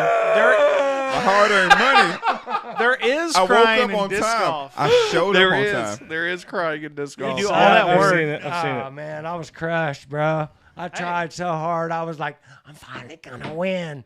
Oh, the last round's gonna be at some freaking dumb fucking shit. Oh my god, dude! You gotta be kidding me, man. Bottle this up. Panther Creek. Oh, Panther Creek, what'd you say, huh? What? I didn't say nothing about that. All right. Dude, it was horrible. I swear to God, when you walk up to the basket, there's barbed wire and broken glass every fucking where. You're like, Was this What's a that got to do penitentiary? with the disc or what golf? the heck? It sounds like the Sinks to me. Imparcerated? Oh, just joking. it was Kentucky, Elizabeth. Is it where they filmed the Green Mile?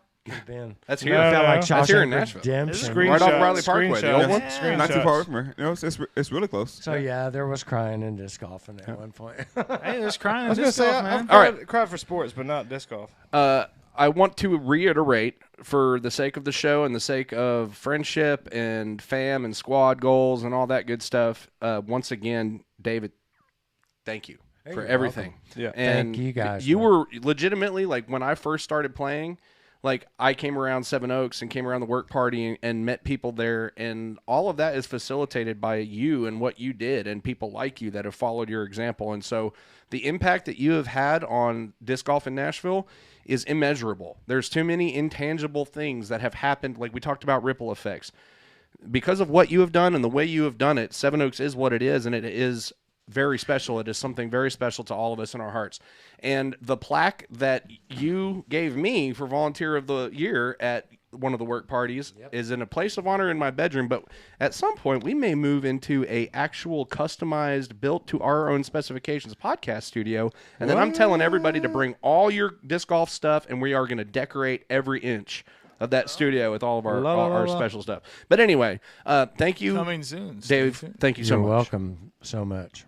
Yeah, thank you, David. We love you very much. And I love you guys, man. I mean, you guys are awesome, man. I mean, you know, Hunter Hawkinson tried to bring back MCDGA and, you know, la-di-da-di-da until you showed up and actually did it for real. There's a lot of people that did a lot other than just me. Alpo and everybody that came before. But Frickin' Alpo was the man, too. Yep. Totally. And still is. But it starts in steps, you know.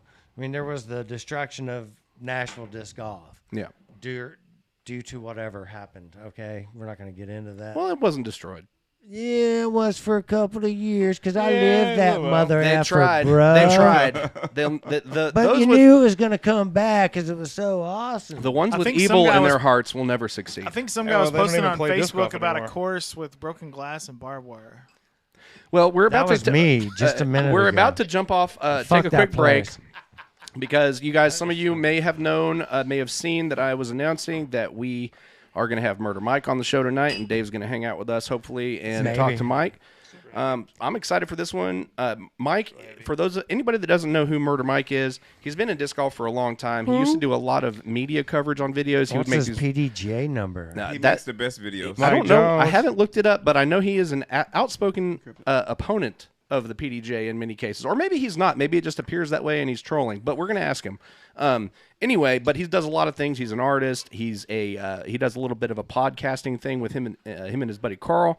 And he also has a gaming channel that Murder Mike Live. And, yep, check out. Here, let's go. Let's get some Rocket League, Boom. Murder Mike. He also does Murder Minis. So you can see right there, Marcus is holding up one of Mike's minis. So that's pretty sweet. Foot fault, bro. But yeah, we're going to talk to Mike about all kinds of cool stuff. Dave, please hang out and talk to us. Call him Talk Foot Fault with us. Marcus. America. But yeah, we're going to take.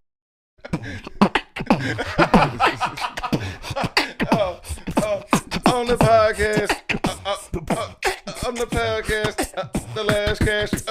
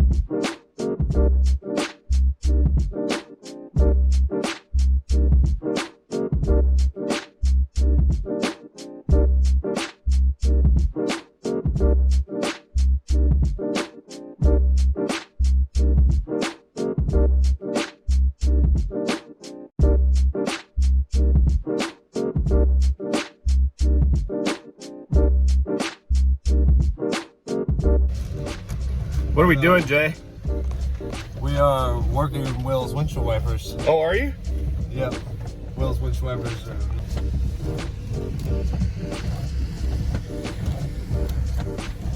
We got this. No, it's our thing. We got it.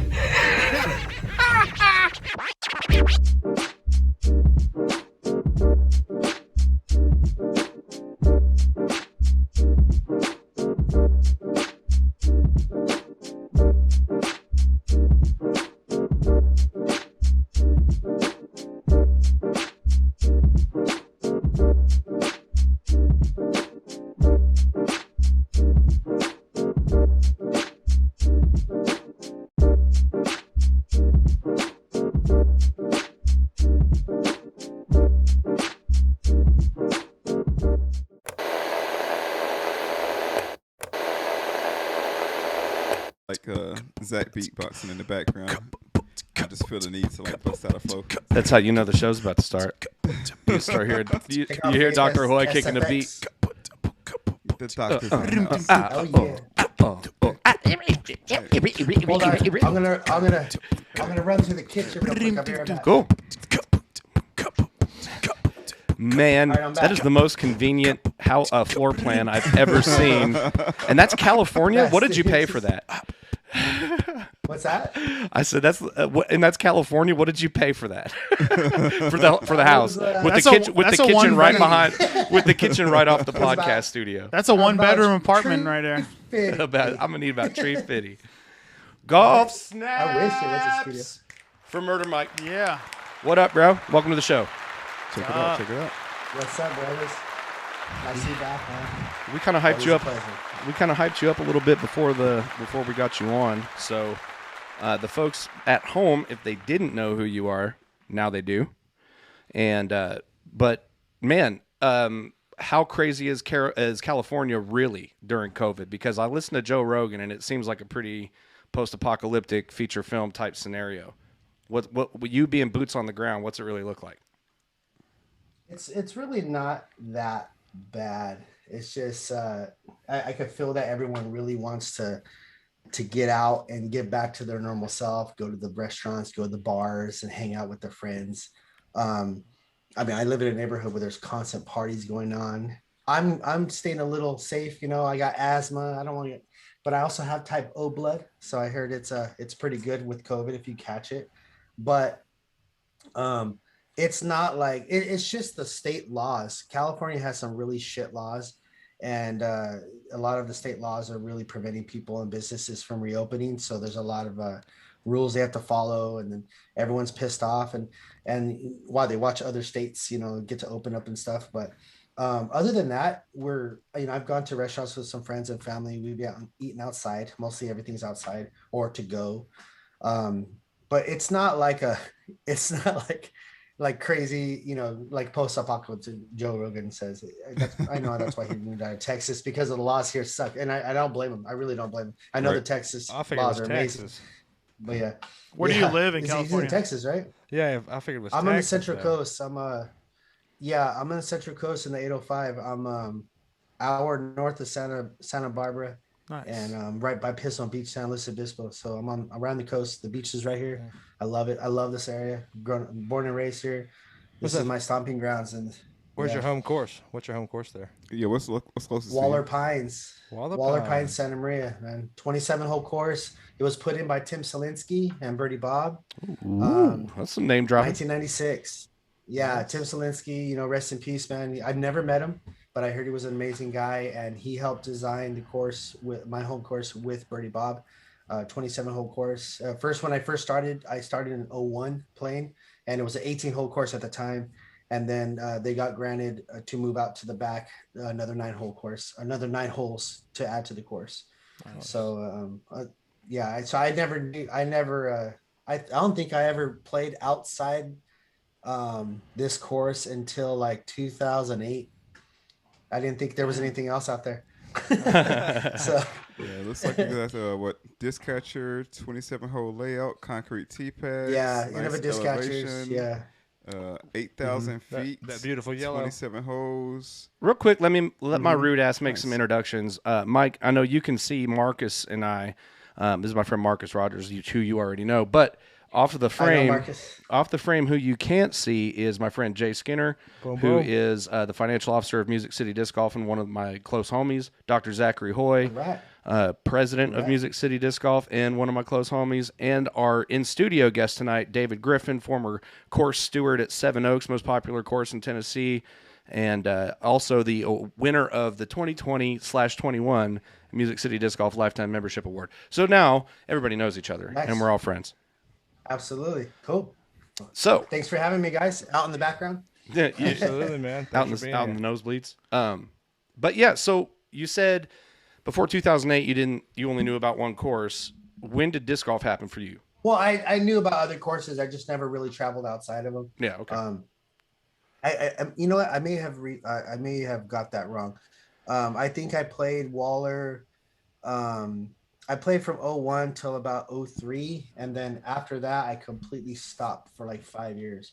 I had my son. Well, I had my daughter at the time, but I had my son in 02, and then I just took a break. I just got my own place, and got into a relationship and stuff like that. And I don't know why I stopped. I think because my cousin moved, who I learned to play with. He moved up north to the Yosemite area. So I had no one to play with. I didn't know anyone at the course. I didn't know any of the disc golfers. It was just me and him that only played ever. And all we did was just bring a 30 pack of beer and smoke out there. And then we'd go home. We never talked to anybody. But then I got to know a couple of the disc golfers. I'm like, I want to get back into it because I pulled my old bag out the closet. I'm like, I want to go play again and check out what's out there.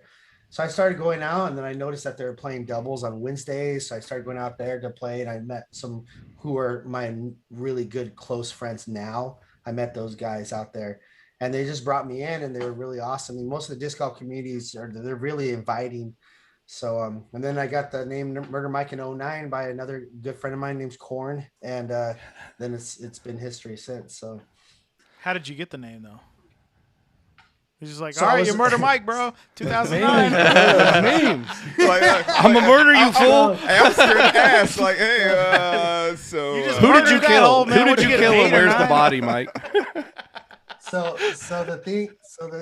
it goes back to my childhood. It's kind of traumatic. I don't really tell too many people. We don't have to go there if you don't want to, man. Everything is up to you. I don't mind it though. It doesn't bother me anymore. It's what it is what it is. So I think I was in fifth grade before I moved up to Grover Beach. I used to live in Santa Maria before I lived up there. And Santa Maria is like a high crime area. So I came home one day, and my mom, she used to go to work. My dad was gone, and I got to go. I had my own little key, and I was like 2-3 blocks from my school. And when I got home, I would just go in there, throw in a VHS. I used to watch Predator nonstop. That was my favorite movie.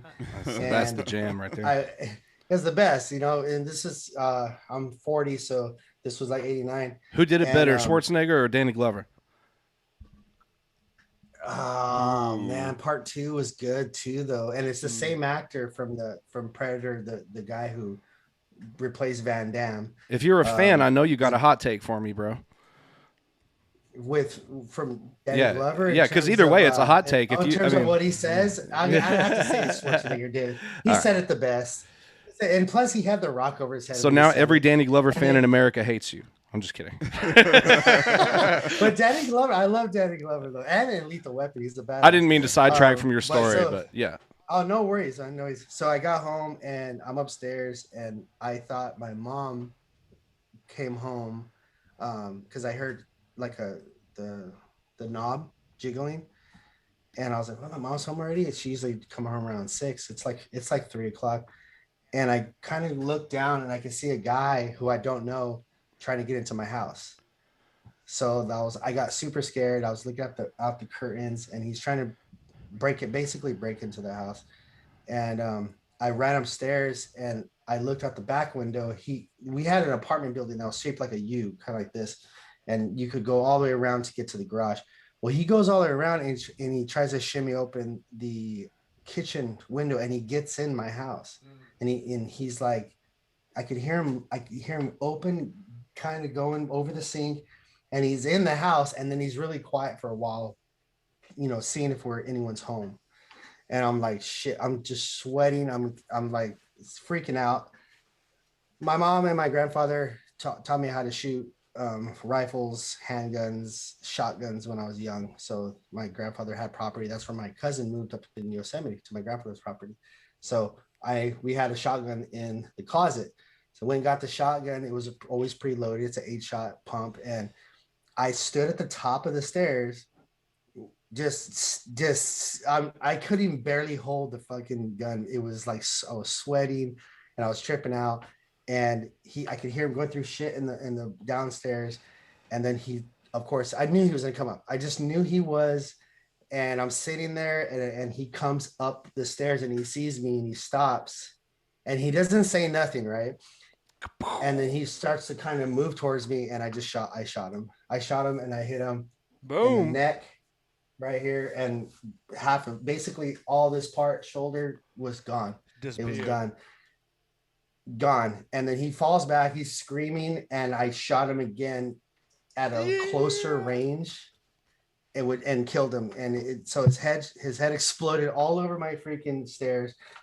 The cops I guess someone had called the cops because they saw him breaking into the house. So they had already called the cops, and the cops showed up like, if I would have waited like a minute, but who knows what would have happened, right? And then basically I ended up, they had to put me through like some weird therapy and all this stuff. And his family basically told they pressed charges because they said that I had stood over him to shoot him, and I shouldn't have done that. So that's when they put the murder charges on me. It didn't stick. I was only 8. It never went through. So damn, bro. But that's hardcore right there. I kind of want to give you a hug right now. Like, oh shit. Yeah, I was not expecting that story.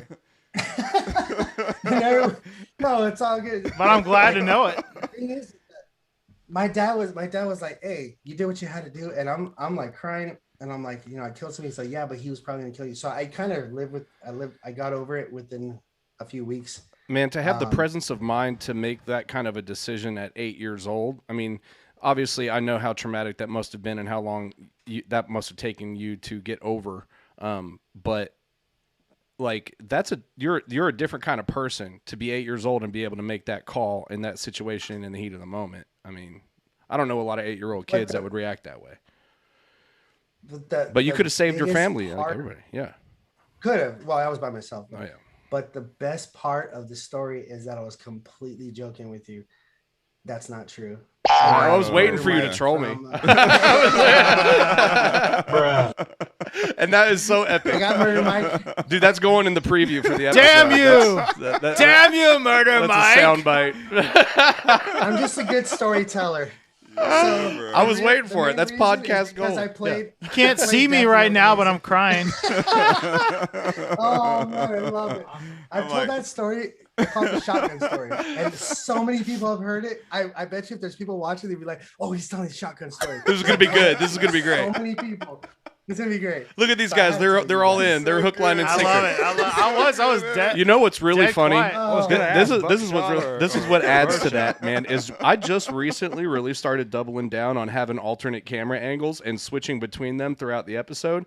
And I had switched to you solo throughout the length of that. But if it had been the studio view and like what the people at home are seeing right now, all of us were sitting here like, yeah, seriously. Except for Jay, who was in the corner going, "Kill that motherfucker!" Like Jay, and I'm going over. I'm over here. You can't see me, but I was over here going, "Dude, he might feel some kind of way about this." When he shot a second like, time, yeah, that's yeah. when Jay was like, yeah.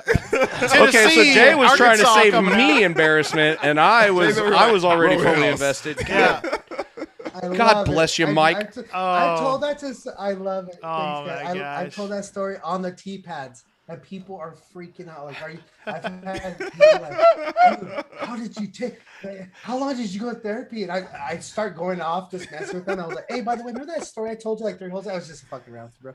I said, "Are you serious?" So the real reason I got that name, my homie Korn gave it to me because I would always play a lot of like death rap, like Brother Lynch Hung. Oh yeah. I was a huge fan. I'm a huge fan of West Coast hip hop. I've been a hip hop fan since a really young age. Too Short, Fat Boys, Too Short. and yeah, all the great, the legends, Grandmaster Flash. So I grew up on hip hop. My cousins introduced me to that, but I was always playing a lot of Brother Lynch because I really like Brother Lynch, and he was always you always playing that murder rap. He used to say that. Murder rap. He's, I'll put on your murder rap every time I got there. I'm like, yeah. He's like, I'm gonna call you Murder Mike. He said that out of nowhere. And I was like, oh, that's a pretty cool name. And he's kept calling me that all the time I showed up to the course. And then other people started calling me that. So I'm like, oh, I kind of like that. So then people were like, hey, Murder Mike. I'm like, oh shit. Now people are calling me that regularly, and it's stuck from there. I just went with it. I go with the first story. Just rock the first story. No shots were fired. Man, I have a similar story. Do you have any guns in your house? He gotta have a shotgun in your house. I know. After a story like 8 round. Knives and guns. So I have this friend named Jerry that. Pardue. Like Golf Snaps to Jerry Pardue. What up, Pardue. Jerry? You're getting a shout out on the last cash. So I had this tent that me and my wife had bought years and years ago. It was I think they said it was like a 4-person tent or something like that, but 5-person, little dome tent. And we had not long after that gotten like a big 8-person tent, one of those like 60-second setup tents or whatever. So this little one had just been sitting in the storage unit collecting dust. And I think I had put on Facebook at some point, I was digging around in the storage unit and I posted up on Facebook, hey, I got a tent. Anybody wants it $20? And Jerry's like, I got you. And he PayPal'd me $20. I did not give him that tent for 2 years. Or no, he didn't pay me right away. But it was like 2 years later, and he was like, did you ever get rid of that tent? And I was like, you know what? I think I have it in the van. And I ended up selling it to him. So then fast forward like 8 months, we're at Halloween at Dogwood. And it was like Friday. We're setting up. And we're hanging out. Everybody's around the front of the house. And he comes up to me, and he's got this like deathly serious look on his face. And he comes up, and he's like, man, that tent that you gave me. And I'm like, yeah, man, it worked out all right for you. He was like, I mean, it was really clean. It's fine. He was like, but I found something in it. And I'm like, shit, what was it? He goes, it was a note, like really heavy note, like a long thought out note about somebody talking about them, they were about to kill themselves. And I was like, for real? And he was like, yeah, dude. I mean, like, are you okay? And I was like, yeah, man, I'm fine. And he was like, well, who else used the tent? And I was like, I mean, it's been in my storage unit. It was just me and my wife. And he was like, dude, is your wife okay? I was like, yeah, dude, my wife's fine. Why are you so concerned? But he got me kind of like, because he was like, I was thinking, man, you are deeply troubled by whatever you read in this note. And I'm thinking, did I write that note? And like, he seemed genuinely upset. And now I'm like, I'm going down the rabbit hole with him. And then of course we like settled it or whatever. He walked away, and I was like, damn, how did a suicide note get in that tent in my storage unit? And I got somebody camping in my storage unit. And so then, yeah, like 3 hours later, I was around a fire with some folks, and he comes up and he was like, oh, by the way, that note, I made it up. Like, thanks, man. Thanks. What? Did Mike write that note? Yeah. I know, right? Yeah, Mike, you hiding notes in my tent, in my storage unit, man? Mike doesn't write notes. That would be the most epic practical joke ever, though. Yeah. Notes like that. Mike, you're from California. Also? He planted a note in a tent in a storage unit in Nashville just to troll me. Yeah, I'm the best. Golf snaps for Murder Mike. Next level troll. Mike's an artist, also, right? So yes, let's we'll move on from the name. Man, how long did it take us to get to the explanation of your name, and how much fun did we have? That was the memories. That No, was great. So disc golf started in 2001. Yeah. And I know that you're huge into gaming. I think that probably came first for you, right? Your passion for gaming, because you competed. You competed professionally. I played in. I wouldn't really call it. Or you have some wasn't accolades like from competition. Yeah. Sure. Yeah. I've played against people in tournaments. I've had some unofficial wins in tournaments like Tekken, Tag Tournament, GoldenEye, Perfect Dark, GoldenEye, stuff like that. Tekken. Yeah, the old school. Everyone remembers baby. the 64. Yeah, so there was just before the internet, there was really no, it was really hard to get around and travel, know what's going on in advance unless you were inside that inside community. And where I'm from, there was really we had our arcades where people were battling Street Fighter and Tekken and Primal Rage and Pit Fighter and Virtua Fighter and all the fighting games. Mortal Kombat 1. I mean, I've dropped hundreds of dollars in these games in quarters. Yeah, I used to ditch school just to go and play Mortal Kombat 2 when it came out because it was just the most amazing thing. So, but yeah, video gaming since I was a baby. I mean, basically, my cousins, we had the Atari, and then we had my first console was the Nintendo, the original Nintendo Master System with the gun and Duck Hunt. Yeah.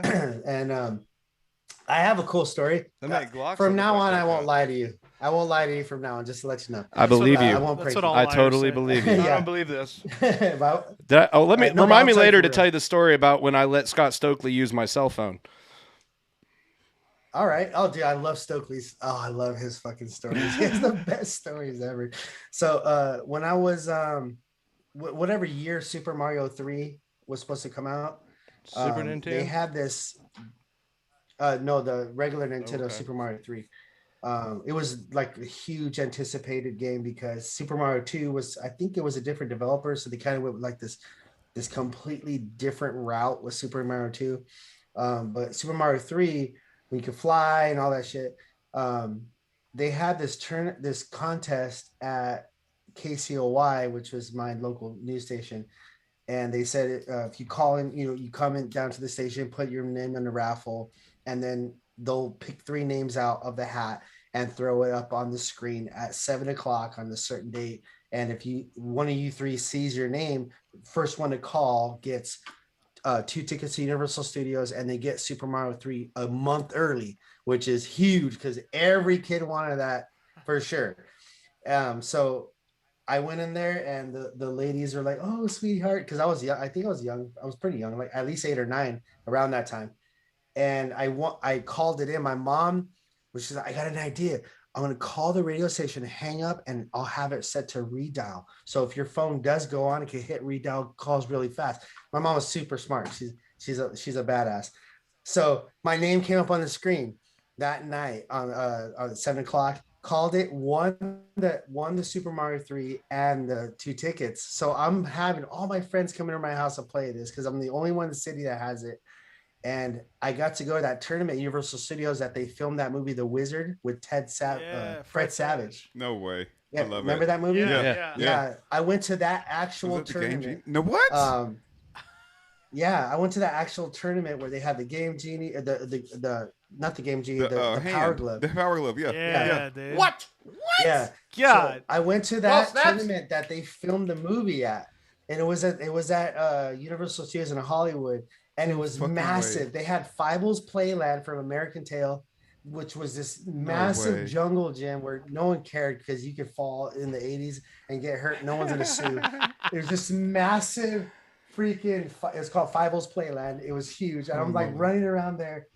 And then they had this tent set up, and it was the actual video game tournament. It was Rad Racer, Mario, and Tetris. Yeah. And it gave you these 3 games that would run through at like 2-minute intervals, and you had to perform as best as you can. The game would stop, and the new game would come up, and you had to perform again.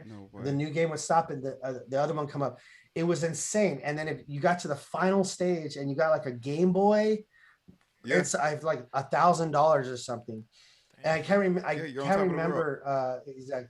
Yeah, dude, I was like, I had no, I didn't get on the stage, but just to go there was just such an incredible feeling. Like, I'll never forget that. So that's probably one of my biggest accolades as a gamer, which I wasn't even. You're really bringing that movie like right back to life right now. Yeah, I'm picturing it. I mean, when you get an Astro I'm Craig. so I'm gonna check it out. That movie right now. I'm like, the fucking It was glove. the exact same The tent and glove. everything that they used. It was incredible. And there's hundreds of people. And I guess that game cartridge that they use, it's a multi-game cartridge from the movie. They actually had those at that tournament. They're worth so much money if you have that actual game actual cartridge, one. because it's a 3-game cartridge. Yep. Yeah. So it's pretty cool. So I went to that thing. That's dope. Nice. I mean, And then other things. Huge. I mean, I've done Halo. I've done all that stuff, and I've been doing that. I've been doing it for a long time. Shoddy snipers, bro. shout out your gaming channel and where people can follow you. What do you? Oh yeah, well I'm doing the Murder Mike Live now on Facebook. If you guys want to follow and like, I would. So I'm messing with the schedule right now because I work 7 to 5 every day. So I'm trying to get a schedule going to see where the most people are coming in and stuff like that. Early morning, it's really hard.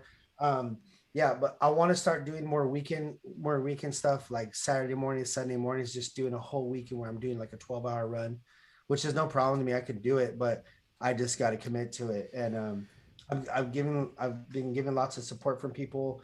And I changed it from Murder Mike Gaming to Murder Mike Live because I want to do gaming and also want to do other stuff involved with disc golf, maybe some beer reviews, maybe some bud reviews, stuff like that. There's just everything overall. I don't want to bottleneck myself into a video game channel. But it'll be like 80% video game. Well, doing it on Facebook and the name, that's a good strategy. Yeah, absolutely. Also on Thursday, we're going to have the 100th episode of Disc Golf News and Brews this Thursday. Boom. I put your little flyer for it in the promo image I made of you. So yeah, let's hype that up too. You guys, for those of you at home that don't know, really it is a podcast, but you did it for a long time just as Facebook live videos. But you and Carl Renda, you guys, you drink brews and you talk about them and you talk about disc golf and you talk about really whatever comes up. And one thing that makes your show really entertaining, and we kind of skirt the borderland a little bit on the last cache as far as like touching subjects that really like pull people's strings. But I know like that's one thing that I really like about your show is you and Carl, you have no reason to not just say exactly what the hell you think. And I always appreciate that kind of content. And so we do try to get real, and we don't outlaw profanity. I've got a little parental. I need to add that to this. I need to add the parental advisory. You should have told me. I would have. Speaking of, I got it. Strong thematic elements. Real big, real quick, so everybody could see it real big right there. Story. We got kids murdering people out in the streets, man. You seem like a real. Isn't that funny that 8-year-olds killing people? Right as I'm like in the middle of saying, that's why I have a parental advisory. Oh, so as a straight shooting son of a gun as yourself. I do now have a parental advisory sticker. But anyway, I appreciate that kind of content, and so we try to be real and genuine and say what we think, how we feel, and that kind of stuff. And we do say some things and put our foot, or mainly me, I should speak for myself. I put my foot in my mouth sometimes. I've only done it once. And then I wake up the next day to 30 Facebook messages from people telling me they heard somebody talking about me on Smashbox or what I said about this or that about the music city. Yeah, it's not good. But no, like for instance, I know that you, and I could be wrong in terms of saying like that you are this, but I know that you would definitely have some criticism for the PDGA. But you do come, if I'm not incorrect, you are an outspoken opponent of the PDGA. You don't have a lot of love for the PDGA. Yeah, it just depends on the situation. There you have the player committee, you have the PDGA board of directors, and you have the staff. And it goes, there's such a rabbit hole with this subject, and I support probably everyone on the player committee. I love most of those guys. They're all my personal friends. I love Trevor Harble, and even on the previous player committee, Dave Felber's my friend. Eula Bari, all these guys I love all these guys, and because they make up, they're kind of like a subcommittee. So it's not like they run the PDGA, they're part of it. But I don't, when I say, if I ever say F the PDGA, I don't really mean them. There's just stuff about the PDGA that frustrates me sometimes because I know a lot of inside shit about them. And it just really pisses me off to the point where I'm like, I'm going to either say something or I'm just going to let it ride and see what happens. It's like the government. And it's politics. And I sometimes I support them like, hey, you know what? Let's give them the benefit of the doubt. But in the back of my head, I'm like, I hope things get better after I say this, because that's what I want. But when it doesn't, I'm just like, you know what? I'm going to bash them again because I think we've been in this stale sport of the stale spot of the sport for so many years. And the only people really doing anything to boost this sport is the players themselves. You got the Paul Macbeth with the $10 million. Before that was a $1 million. Ricky and Eagle and Simon, they're the ones doing all the work. And they're the ones bringing the disc golf to the light the most. And then when you see all these people that they're such huge fans, as Ezra's coming out, Brody came in. What do you They don't really. What's that? I was just gonna say, do you see it as the players doing all the work, or do you see it as maybe the media companies shining light on those players finally? Maybe that's what I probably meant. Yeah, in terms of bringing the sport to light. Yeah. But that's what I meant. But I don't really. It just seems like what we get for our memberships. We get a magazine. We get your name up on the board, and you get a ratings update. No one really reads the magazines. They come 6 months late. Half the ads are outdated. It's the tournaments that are in the ad are 5 months past. Everyone knows the internet kind of ruins newspapers and magazines now anyways. Sure. So, okay, take that away. What do we have now? So I've had some pretty decent insider news from people on the inside.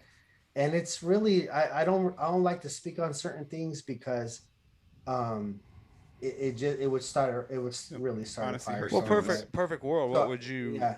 Perfect world. What would you see them doing differently? I would see them throwing money more into making the rules better, making the rules more black and white. Oh, I lost it. We lost you a second. We're gonna need you. You saw this year was the official. There's no official. You're breaking up a little bit, Mike. We're gonna give you. Okay, there you go. You're good. Yeah. Go back into what you were saying. We missed a little bit of that. From the top. I would think that most of the membership fees would go to making things more black and white in terms of providing more commodities for tournaments, for tournament directors. I guess one of the biggest things this year was the officials not being on the course. I understand that they probably can't afford to have the officials on the course, but maybe train some volunteers, or maybe open up a thing where people can actually go and train to learn these rules to be a volunteer for official.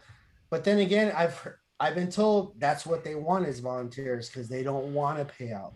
I've had people private message me that know this stuff. They're like, you know what, Mike, they don't want to pay anyone anything. They want to keep the money and funnel it this way. They want everyone to volunteer so they don't have to pay them. Sure. And I hear a lot of stuff that kind of sways my opinion so many different ways. I don't know what to think anymore. Well, here's one. This is one place where I will kind of counter you a little bit because just from my personal perspective, I'm close friends with Sean Sinclair, who's the events manager for the PDGA. No, Sean. Yeah. And he and I, we're friends, so we talk quite a bit about many things. And I know that, and this is one of the reasons that I threw my hat in the ring and ran for the PDGA board of directors. Is one big thing that I notice is that it's not, in my experience, knowing what I know, and I don't know what you know, or I don't talk to who you talk to, but I think there's a lot of stuff that the PDGA does that nobody knows about. And there's a lot of places where money goes, and the financial statements are available, but I feel like there could be, like, especially in like the media wing of the PDGA, I feel like there could be much more greater visibility about the things that they are actually doing and where the money's going and that kind of thing. That's one major thing that I would say needs to happen, because eventually if your membership, your base, doesn't have any idea or confidence in what they're doing with their money or why they're paying you $50, $75 every year, especially the $75 side, because where I do kind of tend to fall in line with you is I do agree that the PDGA needs to do more for the touring professionals. I don't think they need to throw gobs of money at them. I think there are ways to create more money on the pro circuit other than the PDGA being responsible for that as well. I mean, the PDGA, their job should be to facilitate that kind of growth in that region. And I do feel that in terms of like representation and I guess just laying infrastructure in place that creates more of a positive environment for the people that are competing at the highest level. I do think that that's something that could definitely change. And obviously there are things that, but it's just like for me, I think always come back to running the club here. It's like there are things you do for AMs that you can get creative and make stuff special for AMs, and also be doing stuff to make make the event special for pros. I mean, you can please both crowds. You know, if you're careful. I wonder if I kind of feel like sometimes there's a lack of ambition, and they kind of get stuck in that safety net and that repeated cycle, and don't ever expand or really. Well, here's a hot take. Test kind of the waters in certain aspects, because you're talking about like they need to facilitate that growth. Well, look at the disc golf on actual network TV. That was not facilitated at all by the PDGA. Right. It was the Disc Golf Pro Tour is leading the Disc Golf Pro Tour. And props to the Disc Golf Pro Tour, because and I think what they're doing, the responsibility or the share of the work that they're taking on in making this growth happen, I think is. Well, I don't think they're doing anything that the PDGA should be doing. I think that they are leading in their area, and the PDGA. I'm really encouraged by the way that the PDGA is following alongside them and adopting a lot of their methods and procedures and policies. I think that I think they have. Well, the relationship between the two is going to evolve, and we're going to. But it seems to be doing so symbiotically. But the one thing I wanted to say was that here's a problem, and this is a hot take and then I'll let you go on. But Steve Hill, the media director for the PDGA. He was doing things that that the PDGA hadn't done in terms of media forever. And of course he leaves now to go with UDisc, and he came from Ultiworld to the PDGA, now to UDisc. And there's a new media director who seems to be doing a little bit more interactive stuff with social media. But I mean, if you let a media professional go that's filling that position when you're lacking in media, I mean, that's a bad look. There's something going on there why he would leave to go for a greener pasture. You know what I mean? Well, I'm sure that being nonprofit, correct? PDGA. Yeah, PDGA. I mean, like their salary may be they're probably on a limited budget based off of media is estimates. so important though. That's crucial. Sure, absolutely. Yeah. But I'm sure that some of those guys. How does this was a question I had a couple months ago. I was like, how does the Disc Golf Pro Tour come in and have a better run, bigger payout than that's ever been done in history? In disc golf? 2 words: Todd Rainwater. Sure, billionaire. You can equate a lot of that to him. Go ahead. So and then you have the USDGC is considered technically a more prestigious event than Worlds, because Innova has a huge stake in that. Man, we could go down a rabbit hole on that though, because it's one of those things. There's so much. It's similar to like the Memorial. I know so everybody complains about the USDGC and how dumb most of the stuff they do is, but yet it's still considered the most prestigious event in the sport. And I'm curious about that. Right. We're talking to JP, Jonathan Poole, next week, so that's the kind of stuff I'm. Well, wouldn't the Worlds technically be the best type? It's almost like the biggest. It would be the pinnacle, you would think. Super Bowl. Well, look at the Masters and the PGA PGA Championship. The Masters is still a bigger thing to win. To disc golf, it's almost like Worlds is the Pro Bowl, where USDGC is the Super Bowl. Exactly. That's exactly it feels like the Pro Bowl versus the Super Bowl. But if you look at it, golf. I don't know. I just think they've had so much time to figure this out, and it just seems like. What if DGPT never came along? What if these guys were never here? Would anything have ever changed? I feel like somebody would have changed a lot. So I think some things would have changed for sure. But what if there was? There's so much what if. Well, I mean, I wouldn't even. Well, say money DGPT, changes everything. COVID brought more money because more come people along. Because DGPT, we all know that after a couple of years was not a success until Rainwater has come along. Exactly. But again, you don't have something for Todd Rainwater and Jeff Spring to take the reins of and mold into something better without Steve Dodge creating it in the first place. You know what I mean? How long would it have been before we saw anything like the Pro Tour if Dodge hadn't been the visionary that actually put it in motion? Dodge, or was that Vibram? That was Dodge. He used to work for Vibram. He may still, I don't know, but I know he's full-time employed by Maple Hill. But that was his vision, was a tour for the pros, you know, and something expansive, something that could travel the entire country, something that could showcase the best courses, the best athletes the entire year round, and that was his vision. And did he hit speed bumps and hurdles along the way and make a fool of himself on social media? Well, other people made a fool of him. You have to. Yeah, he did. But that's how you make something great. You have to poke holes in your process and try to find the places it's trial where and error. Yeah. Well, if you think about it too, Absolutely. I'm going to take a quick bathroom break. I'll be right back. Do it. Yeah. I was gonna say. I still was. Go ahead. I was Jake keeps disagreeing getting with cut the USDGC versus Pro Worlds. Like you were saying, the Super Bowl versus the Pro Bowl. Yeah. How many USDGC wins does Paul Macbeth have? 3. And how many? But how many people would know how many world titles he has? You know, people talk about like 11 times. But that's what they put on the discs. They don't put right exactly 3 times Well, USDGC champion. They do if you not won a Worlds. If you just got a USDGC, they'll put that on the disc. Well, I know, but I'm saying like when you talk about an iconic disc, like you talk about the Ken Climo, like the 5-time or 734th the 11-time time, and T-Bird versus the 3-time JK versus the 2-time JK, like you know what I mean? Like when you talk about that, it's given, and that's weird. It's a weird dichotomy because what decides in what area we apply prestige or importance to where we don't apply. I don't know. I think a lot of it equates to just being stationary. Yeah. I mean, just being the fact that it stays in one spot, even though the course never stays stationary. What do you think, Dave? What do you think about the two events, Worlds and USDGC, coming from old school events? Get your mic and talk to us, Dave. Hello. Nothing's happening. How do you feel about USDGC versus Worlds? Hello. Have you ever been? You just can't hear yourself. What's up? Oh, I'm on. Oh, we were getting Dave to chime in on the USDGC versus World conversation, and he had pushed his mic away from him. Oh, sorry. Isn't the World's payout less than the USDGC? How is that? I have no idea. But here's the thing: we're still on that. Why is that? We're still in that model. Here's why: we're still in that model where the disc manufacturer that is the presenting sponsor of the event is putting up 90% of the cash, and the TDs on their own to come up with the rest.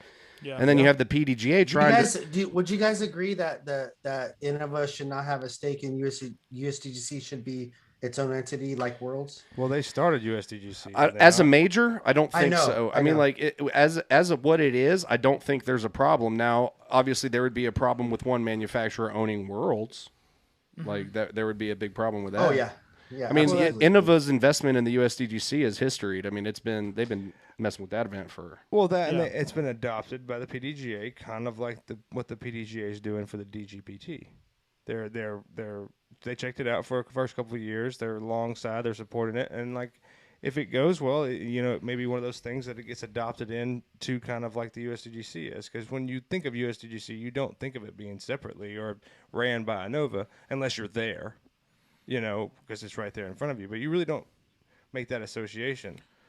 What is you weird, kind of though, look at it as being a sponsored event, just like Dynamic Disc sponsors, countless events. The rules, Music City Open. like the rules for USDGC and how it's not scored. You don't get an official rating. Yeah, it's not an official rating. And that's weird, too. It's the most prestigious event in the sport, and they don't get ratings. Well, they also probably the ratings doesn't go apply. through the process of getting the exceptions or whatever it is that you need. Yeah, I know it's waivers. It's based on the fact that the course and the format don't meet up with PDGA guidelines. Which I think that's a difference in them. That's weird too. It's a major, and that to me is weird. That you're crossed out on all those topics, and you're still a major. I mean, you saw what I thought old school.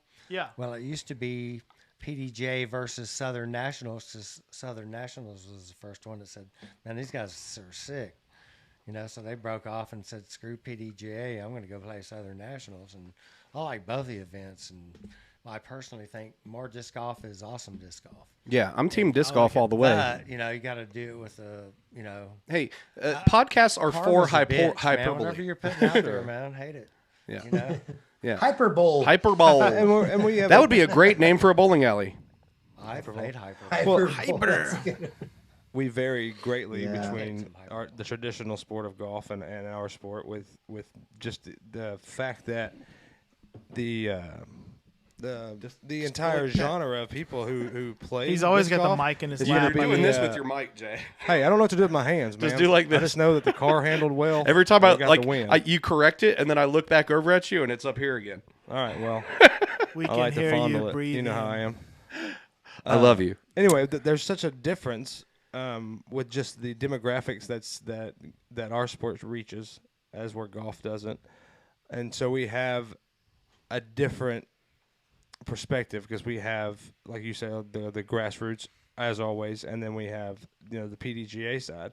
So you have two different things that like what we kind of base ourselves and follow with the PDGA, kind of what we try to guide ourselves towards. They've never really had that. They never really had split things or different leagues coming at them. And if they did, that was 200 years ago or 150 years ago. We don't know about it.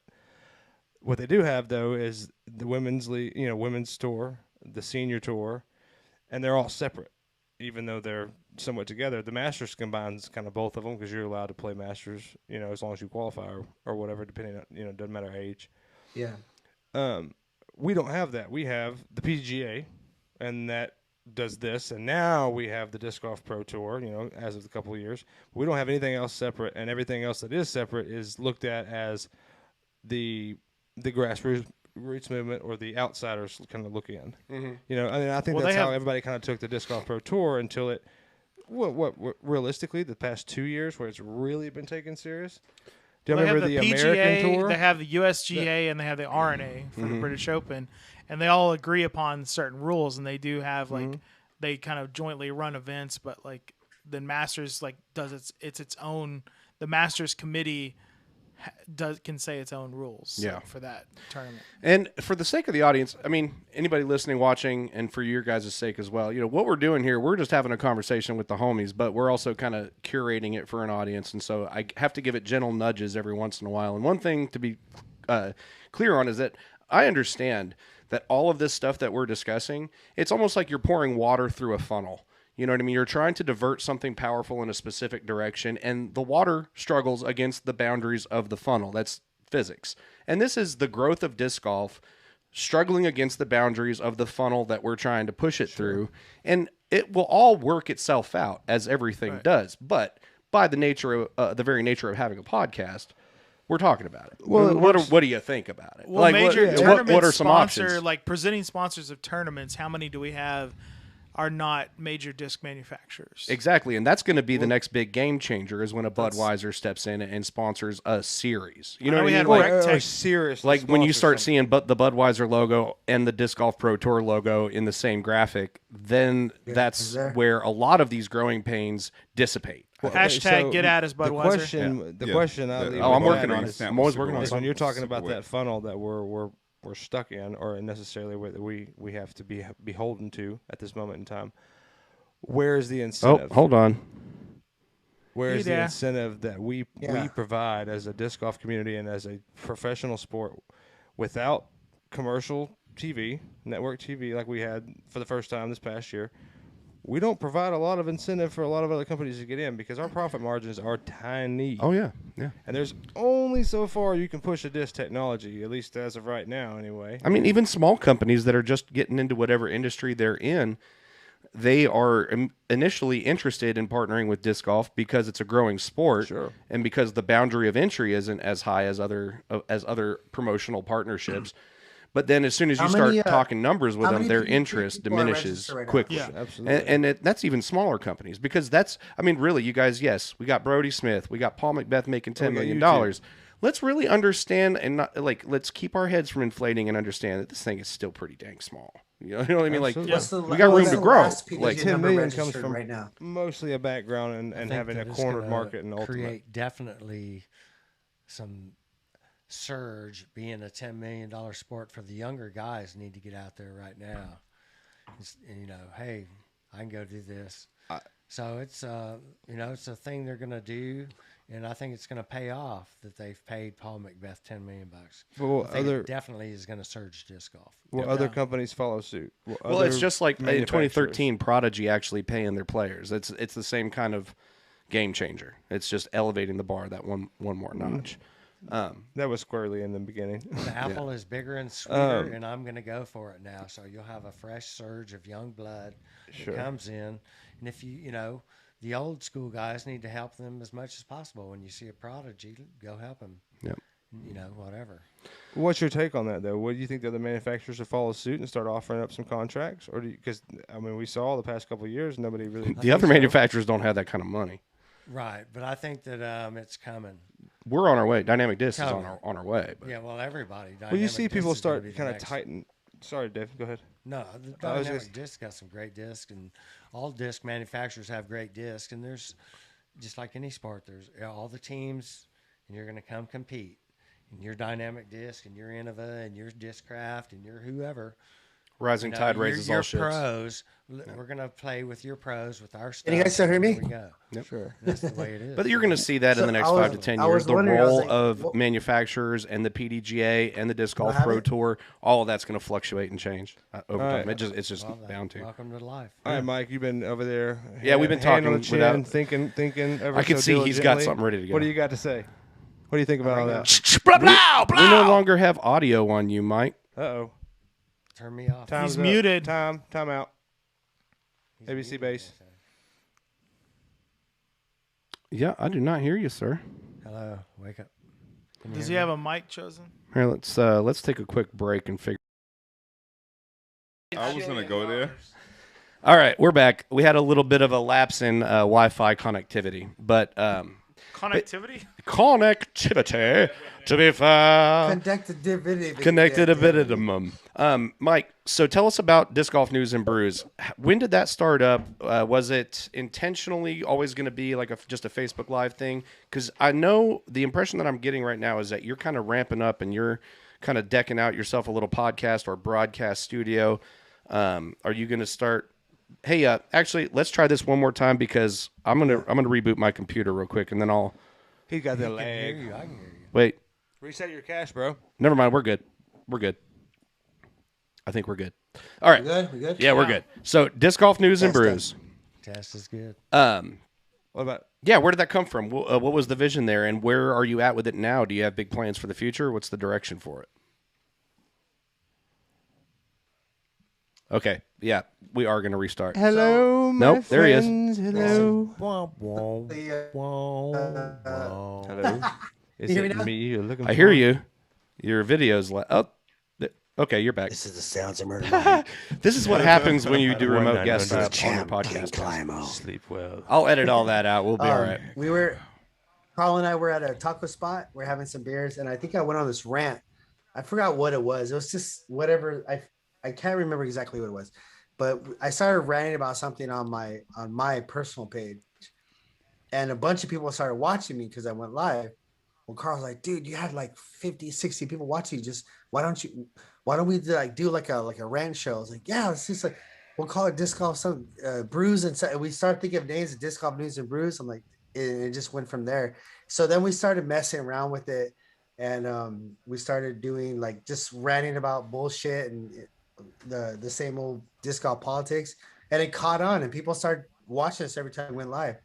So I put Disc Golf News round 1, and then we went on from there. So that was that started at a Lompoc. There's a place, Lompoc, California. They're the federal prisons at.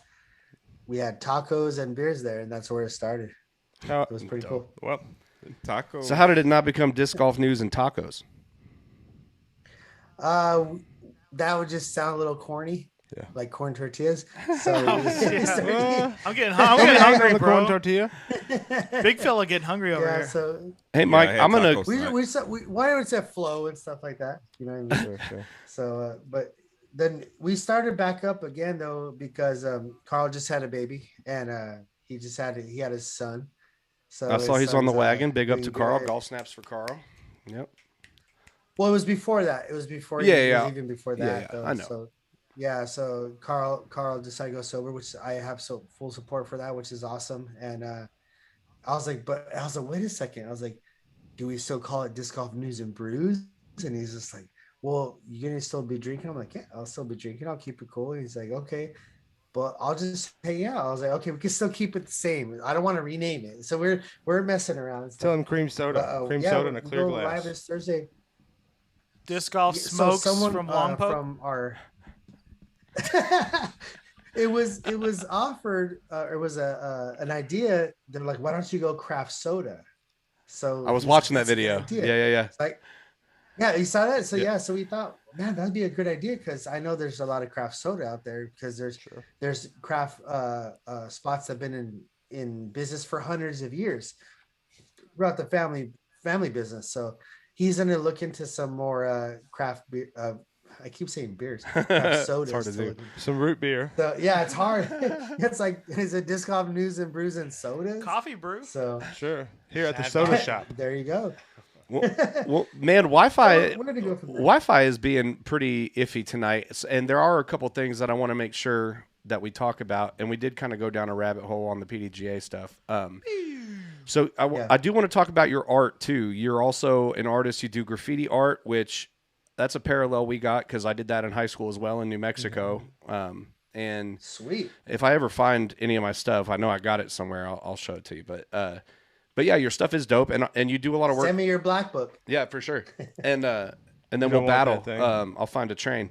It's dark. Do it. But I'm down. you do down. you do artwork for Legacy Disc and all sorts of stuff. You do graffiti on girls, which is pretty cool and edgy. Wait a second. Yeah, hear about this. What is this? You talking about? I'm It's listening. all right. You have my attention. Say, yeah, you boobs, they boobs. I think I've seen them all. I'll just be honest. Yeah, like- they're all the same. They're Yeah. They're not. They're not all made What are equal. you talking about, So Mark? here's my crazy thing is like, They're you know not what all I the love same. about this guy They're right not. here And is, all like, of our anytime- female audience I want just to see left. them all Anytime regardless. They're not anything the happens, same. I'm always like, We the are first guys. person- We I'm always the apologize first for person, Demon. like, Sorry. sending them like a DM, like a message, like, "Hey man, can you make a video of this real quick, please, please, please, please?" We can make And a you know, like copy. the best one I've seen recently was like obviously Kevin Jones. Yeah. You see the video he made of Kevin yeah. Jones? Which. where he fell. Yeah, when he slipped? fell. Yeah. Yeah. Yeah. Oh God! Yeah. I'm pretty sure Kevin Jones doesn't like me. I'm pretty sure he doesn't like me. But I don't care. KJ USA. He With, is like, Hey man, he's Family from Guy the or same something. hometown in Arkansas that I'm from, so he's probably good. Out of all got that of laid out back. of Did all you the end it with people I've Family Guy? ever Yeah, go ahead. parodied, Yeah. he's the only one that didn't like it. I've done Rick and Paul and Philo, everyone, and they're always like, "Dude, that was." They'll message me, "Mike, that was so good." Oh yeah. I'm like, "Oh yeah." I was the Ricky laughing. one when he The hit only the guy. one. Oh my God. Oh, with Imitation is Ricky? the ultimate form of Ricky, when he flattery. hits the guy, you gotta put a video up on it, okay? Okay. Ricky's messaging me. He's all, "Mike, your shit blew up right there." I was like, "Yeah." He's all, "Man, I thought that guy was super hurt when I threw that shot. I was Did y'all so see this? scared." Yeah. I was like, "No." Yeah, It was where he he throws that shot. You could play it. He Oh, throws that's that perfect. shot and hits the guy. He hits him on the bill of his hat right here, and the glasses, which saved him. It saved him from a lot of stitching. Yeah. Oh, Yep. And so Ricky's like, "Dude, that really blew up." And he's like, "Man, I felt so bad and stuff." I was like, "No, it's all good, man. You know, as long as he wasn't hurt." So I'm Did talking he- with Ricky for a little bit. Huh? Did Oh, he we were at laughing. least sign the guy's hat. No, I don't think so. I can't That would be remember good what though. he told me. But I've had all these top pro disc golfers, like, they'll message me, "Hey Mike, make a murder me of this," you know, because they want to see it or whatever. And I had make the Kevin Jones one, and I thought, oh, he's gonna be like everyone else. And I sent to a message, "Hey," I was like, I always put, "You're famous now. Check this out." And he saw it, and then I sent him a "What do you think?" He didn't respond. I sent him a friend request. Sent you a friend. He denied the friend request, and I was just all, "What?" I was like, "Okay, whatever, no big deal." Yeah, and I've never does talked play to him for since. Prodigy, And I people are mean. like, "Yeah," they're all, "Oh yeah, he got really salty about it." I'm like, "Well, I don't give a fuck if he did or not. I'm gonna make another one now." And I made it the second one, and that was the one where I think where he slipped off the tee pad. The first one was he missed that jumper on that downhill putt. Hey yo, do me a favor. Make me like a best of montage and send me an MP4 man, file, that's and so I can sick. add it into the break on the show. Yeah, absolutely. I have most of them are on my on the Facebook, but I would have to extract them off of Facebook because my last computer hard drive crashed, which You has better get on that extraction, bro. 70% of them. That's what I'm saying. But I can. You got to yeah, get on I your can pull-out still- game. Yeah, you better get on that extraction, bro. Oh god, dude, we are Yeah. so That getting Ricky, canceled. That Ricky tonight. video, right when you switch to like the comedy show, and it's like, "I once hit a guy." I was like, "Oh no, he didn't." Or the one he did when he was like, "Oh, you mean if I just back up a little bit further, I won't cross over? Yeah. I won't cross the line. Yeah, If I just here- back here up a little goes, bit." right. That was Mitch Hedberg, the legend. Yeah. Legend Mitch Hedberg. Yeah. That was- Did You you know know- that Mitch Hedberg he wore big glasses because he was so scared of being on stage. Yeah, No way. Massive Super bad of anxiety. large crowds. Yeah, massive. Also had to So do with that's his why- heroin deal, and that's why, like, if you talk to people Yeah, that were on he the road shot with him, he never heroin hung to out. kind of cope with it. Yeah, he had really bad anxiety problems, which sucks, man. And then so he drank a lot to kind of go on stage to, adapt to it, to be relaxed. But you see him hang his hair a lot over his glasses, so he's always looking down. And sometimes he'll look up and you see him kind of look down because he was so frightened of it, which sucks, man. Because he was one of the greatest, man. Oh, He was yeah. one of the greatest one-liners of all time. Did And you there's ever- a lot of good ones. Did you Yeah, see and his special where that he basically had some new Kept stuff going that off? had just come off of his all of his first original stuff, and it was kind of a bomb actually. He kind of bombed it, and then like the way he kind of handled it on stage, you could kind of really get that. That was the pick up on Canadian that. one where at the very end he started getting more people. Yeah, basically like- from doing the so, old yeah. bits. Yeah, he was bombing, and then people were like, he's like, you gotta love me more than that. And he kept saying stuff, and at the very end, then he started gaining traction. But he went on 30 minutes past his set time Sure, on that okay. one. And then he became a legend after that. It was awesome. But yeah, it sucks that he died so young, man. He was Sure. one of the greats. Some of the best comedians, Yeah. man. They always go out a little young.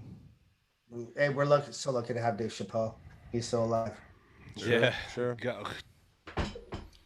No, he said knock on wood. Yeah, knock on Hey man, something. I'll We even can give with some, it. I give a little bit of props to Rogan, and this is all I give nothing. Rogan's good, dude. I give nothing to Rogan's good. other than the last two specials. Strange Times and Trigger are the only two that I really found that were worth it. But some of the stuff in the past was kind of weak. But Rogan has his good new material. stuff's good. One of my favorite. I have so many good comedians. I love Bill Burr. I Oh, love. man, yeah. If you guys don't know Patrice O'Neill, man, Patrice O'Neill's a legend. Oh, yeah. He's Theo all Von. their favorite. Yeah, Theo Vaughn. Dope. Real world, Patrice man. O'Neill is all these guys' Hysterical. favorite comedians. Yep. Your favorite comedian's favorite comedian, Bill Burr. Rest in they all peace, man. worship- I can't believe that. worship Like, Patrice O'Neill, man. I can't believe, like, I don't know Bill how Burr's long, the man of the like, he Lord. had died a long time before I ever knew it. He died Like, from diabetes, man. Yeah. Who did? Yeah. Patrice O'Neill. Patrice O'Neill. Okay. He was Bill Burr's favorite comedian. Joe Rogan. They all knew him as one of the greatest Greats. that never went big because he refused to go big. He didn't care about the Hollywood spotlight. He didn't want to conform to the politics. He just wanted to be himself. And if you watch Elephant in the Room, oh man, he feeds off of the crowd, and that's a true comedian. They didn't even go on their set. They can go out there, start talking, and make jokes out of a common conversation with people. They're just pulling jokes out of thin air. Those are true talented comedians right there. Sure. And What that's do you think he did. What do you think about the day, just in general? You seem to be a big comedy fan. What do you think about comedians having to apologize and put out disclaimers on their work nowadays? How you feel about that? Oh man, there's a I gotta word this carefully. Yeah, I know that feeling. Yeah, you know what? I don't agree with any of it. The whole Good Kevin man. Hart situation.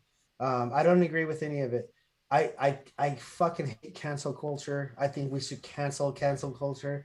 It's because they kind of blanket statement a lot of stuff in terms of, well, this offended me, even though it just offended you and it wasn't wrong. And then there's some people that say stuff that I agree was wrong, and they bunch it all together as like this is all the same thing, and it's not.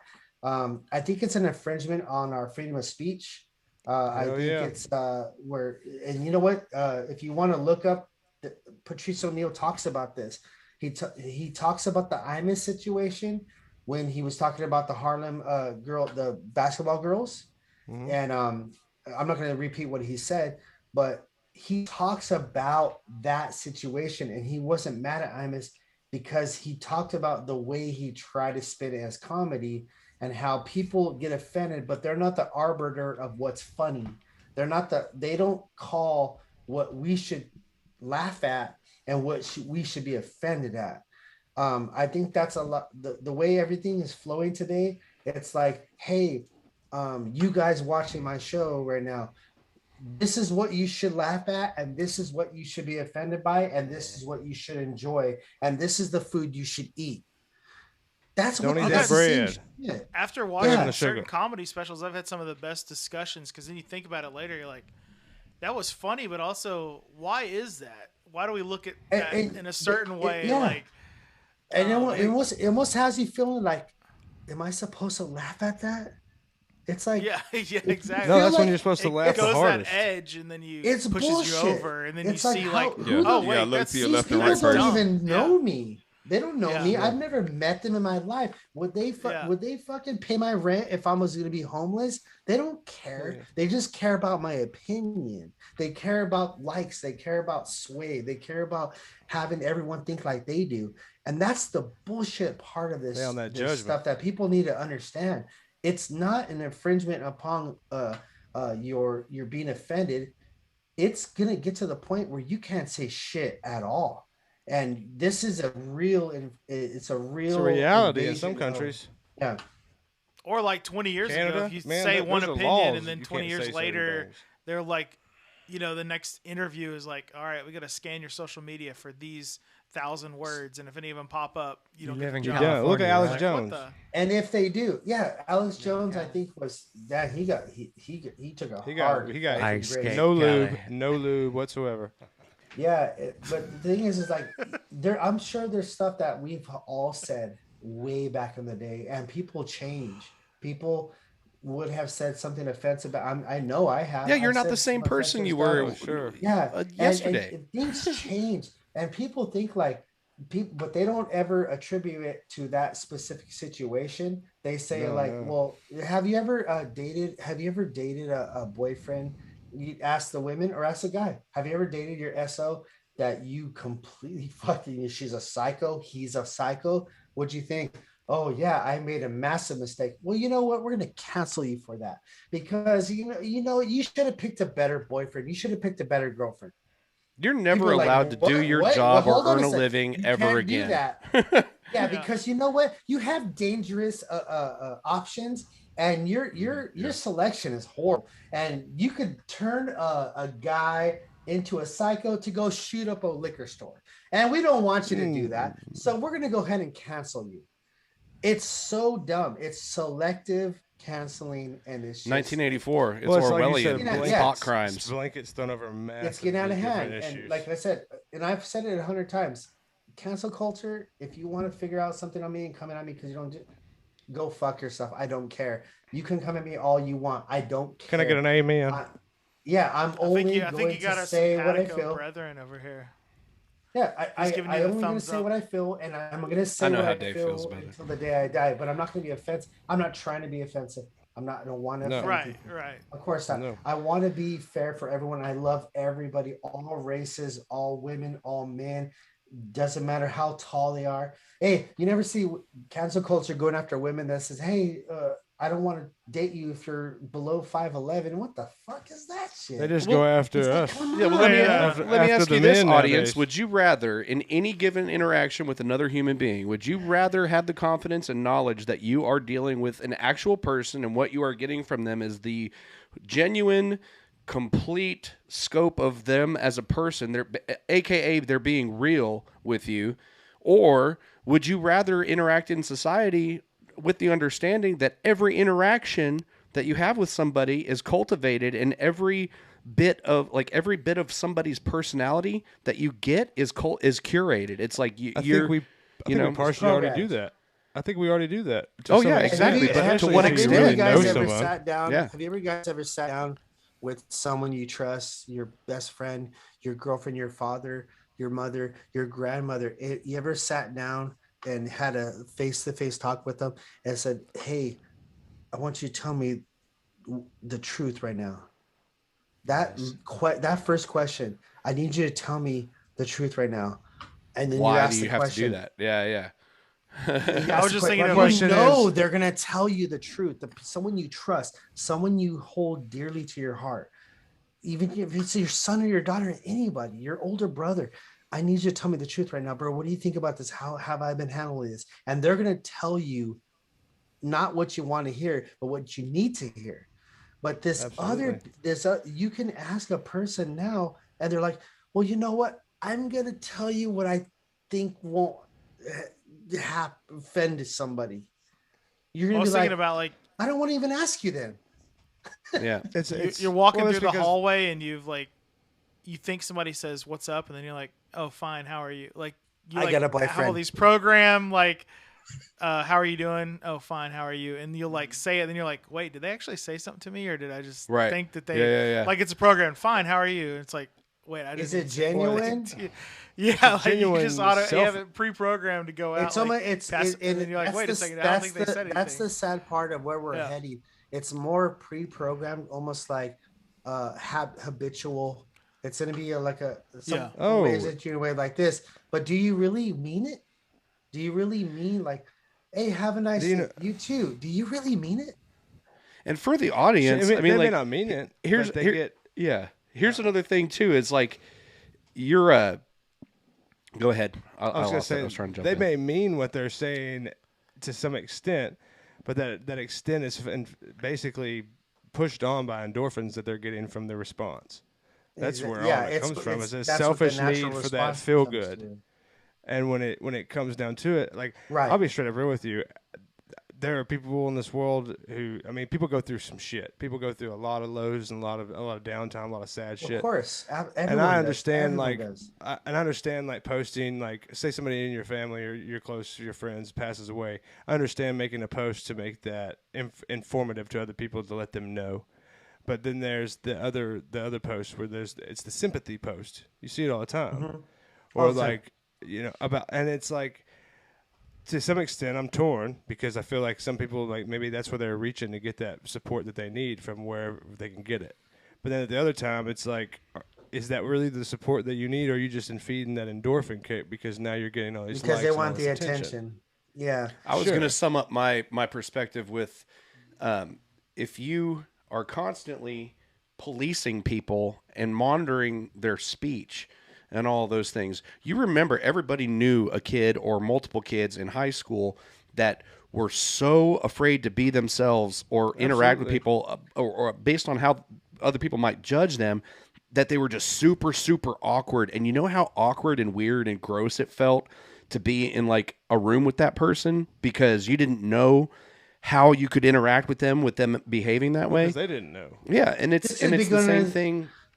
If you when you go to do a deal on a tournament and you're working with a sponsor and you're trying to get them to like sponsors saying like limiting your speech and stuff like that, I lost it again. Sorry, go ahead. Well, going back to what you said, I was really trying to sum it up, and it's basically like what you're doing is you're creating a situation where every time that you are interacting in society, you have created the situation where you're getting bullshitted.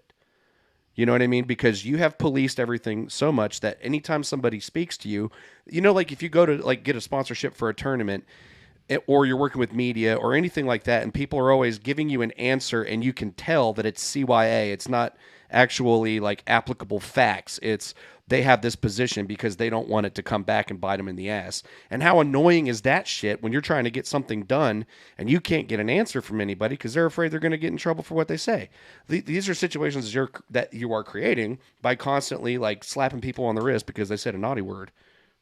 Well, it's black That's and it. white. That was my point. I think it's a. Took me a while. I think they're really, really trying to get rid of the freedom of speech amendment. Absolutely. Oh yeah. Have you What's guys? black and white? It's not. There's no gray areas. Go ahead, Mike.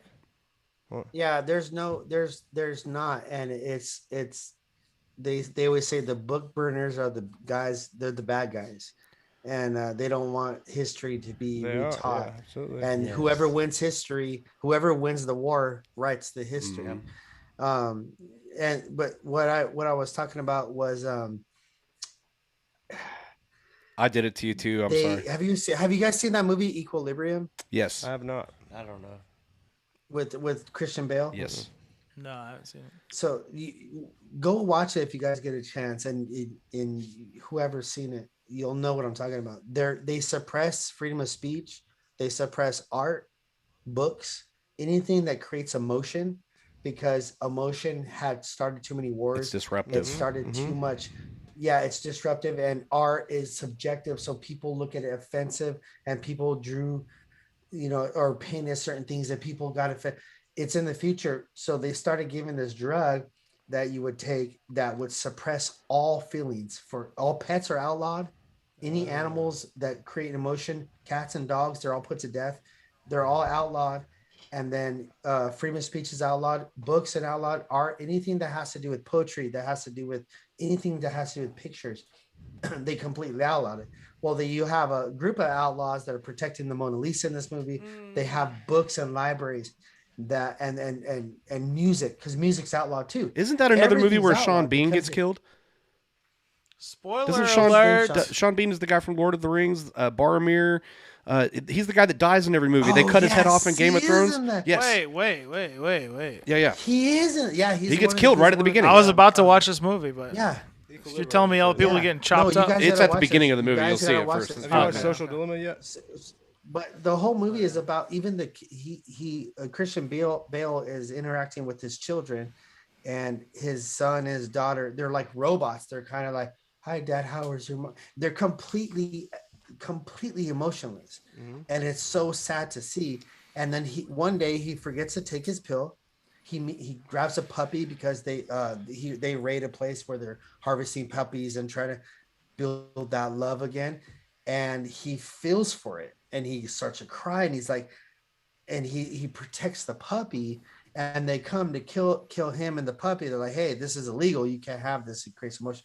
And then, basically he goes on this rogue mission, but I see it going there. Sure, they've been trying to do that. Maybe it's completely, like that's a little bit too much. No, but you're right. Look at the opiate. Maybe that's like in 100 years. But this is the buildup to that type of level, to where everything's going to offend somebody.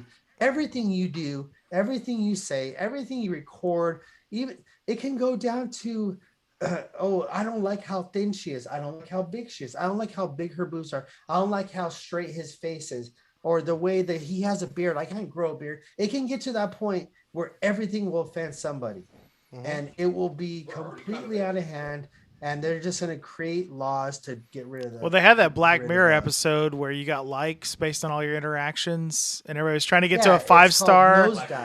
And it was like they have one bad like coffee don't tip at the coffee place. Yeah. She gets like a 4.2, and then they're like, "Oh wait, I can't." Yeah, dude. And then they're like, she can't cuss. Yeah, her bridesmaid doesn't want. Yeah, exactly. She doesn't want her to be at the thing because her rating. They're actually doing that in China. And then they have people that are like, help your rating police or whatever. Like you go meet with these people, and they're like, you need to invite a lot of 4.5s to your wedding, or you need a triple boost. They were doing a credit application with her on renting the house. Yeah, and then she couldn't rent the house because her family members had a low rating. Yep. Yeah. So they're doing that right now in China. It's a social rating that they can scan your face with the biometrics and tell you, hey, you hang with this person. We've seen you with this criminal. So your credit rating is going to go down. They're doing that in China right now. You can look it up. And they want to adopt it here in America. Wait, it's fucked up about. It's pretty weird. Damn. I mean, the credit rating in general is a scam. Yeah, it's scary. I mean, they've already been doing it here.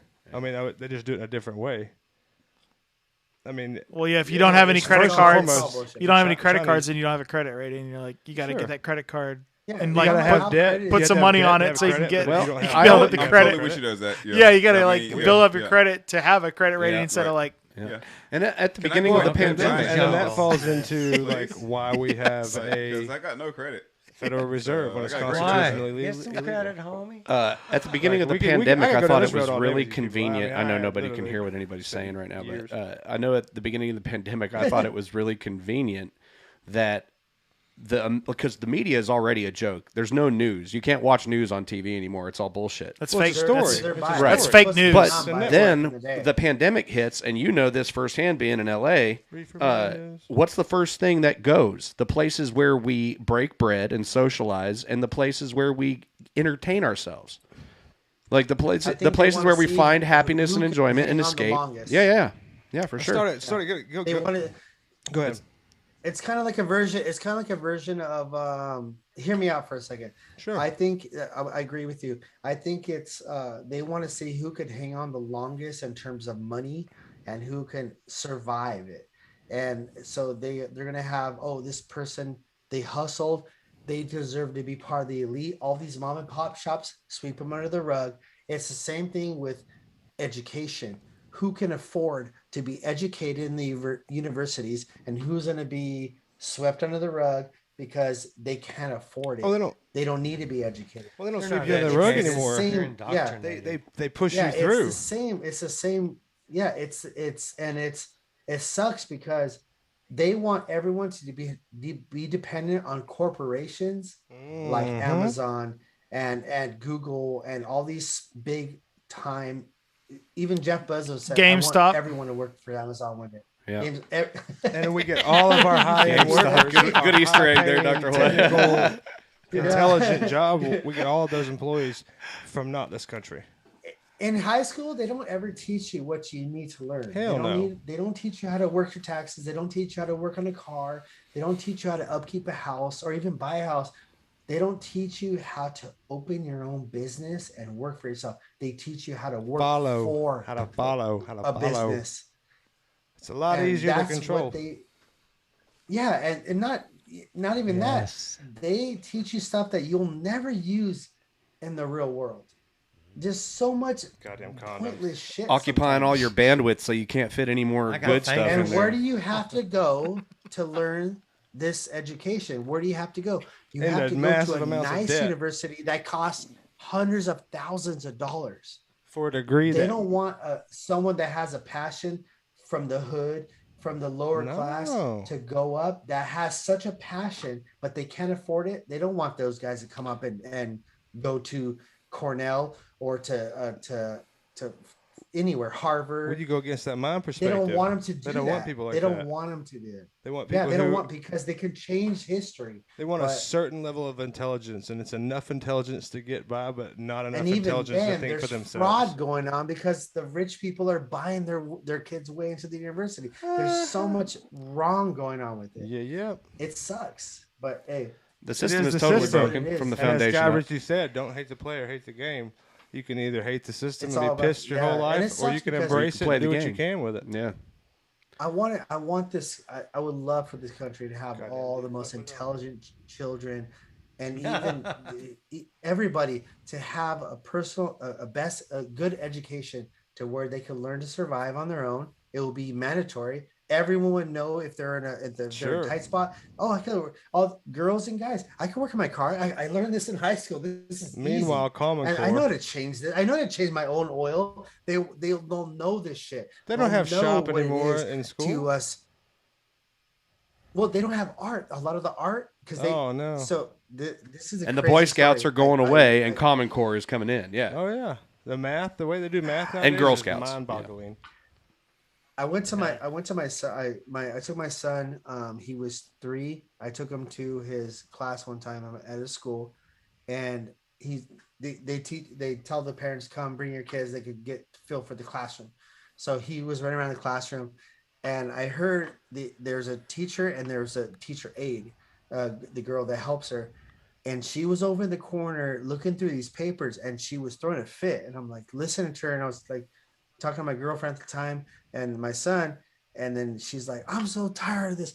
And I was like, hey, I want to go calm her down. I was like, hey, my name's Mike, this is my son right here. I was like, what's bothering you? And she goes, I'm so sorry, I didn't mean that outburst. I was like, no, talk to me. I'm like, I want to hear you out.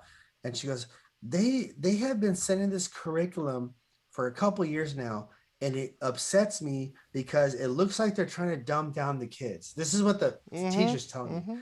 It looks like they're trying to dumb down the kids. Yes. And I don't know why, but she goes, they won't fund our art programs and our music. She goes, they want us to teach this more pointless math and this pointless language, and the kids aren't being inspired. They seem bored. There's no life in them. And she's like, I'm so tired of it. And she goes, I see all this stuff going on, and I swear I think they're trying to make them dumber, and they don't want to give them inspiration and imagination like they used to. I've been doing this for 20 years, and this is what I see it declining slowly. They're sneaking it into our stuff, and I'm getting sick of it. And she was on a rant, and I was like, you know what? I agree with you. And she's like, I feel so bad. I feel so bad for the future children, and I'm like.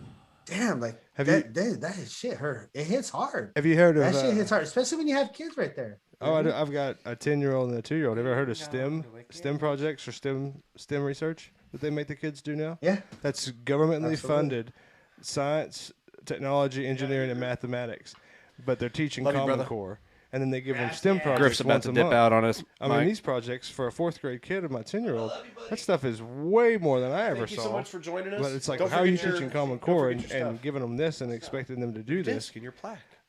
The deal is they want to dumb down, but they want to know who the smart, intelligent people will to hold those high-end jobs. But for the rest of the people, it's a lot easier thing to do. To dumb them down to a certain extent, so they don't know any better to think for themselves, and if you think for yourselves, and all of a sudden you start getting groups of people who think for themselves, then you might have some change to start happening, some critical thinking might go on. They might start thinking against the government, and they don't like that because then all of a sudden their way of life and their whole control goes away, because that's the only way it's ever going to go away. Straight up. That's crazy. I never know what we're going to get into on these podcasts, but I always like the result. I know it went off the rails. I know. No, I like it. I'm just it is. People, it's right in front of their eyes. They got a fucking smart computer in their pocket, and like they won't even look for themselves. Like that's the worst part about it is you could tell them, and you could be like, "Look, this is fact verified. Maybe that's backed in sources. Maybe that's go look at it." Nah, I don't want to. Maybe that's the life they want to go, and then that's what happens. Well, when they say that's my truth, it's like, well, actually, there is a truth. There is the truth. And doesn't matter what your truth is. Your truth. Your truth is. Mike, I've enjoyed our conversation. Absolutely, brothers, man. I had a great time, man. Yeah, man. Thanks for coming on. It's been a blast, dude. And real quick, anything else? How can people follow you? Give them your handles on social media. Shout out everything you got going on. We didn't talk about Murder Minis, but we did show the mini that Marcus has that you made. So for everybody watching, he's going to start doing it again. Here. Let's hold that up real close. That's some good artwork right there. Where can we find those? I started with my friend. So I had them on my Instagram. There's an actual Instagram called Murder Minis. If you guys want to go on there, or if you guys want something, I hand paint all of them. They're laser cut out, or actually water jetted out. But I hand paint all of them to order. I do them 25 shipped.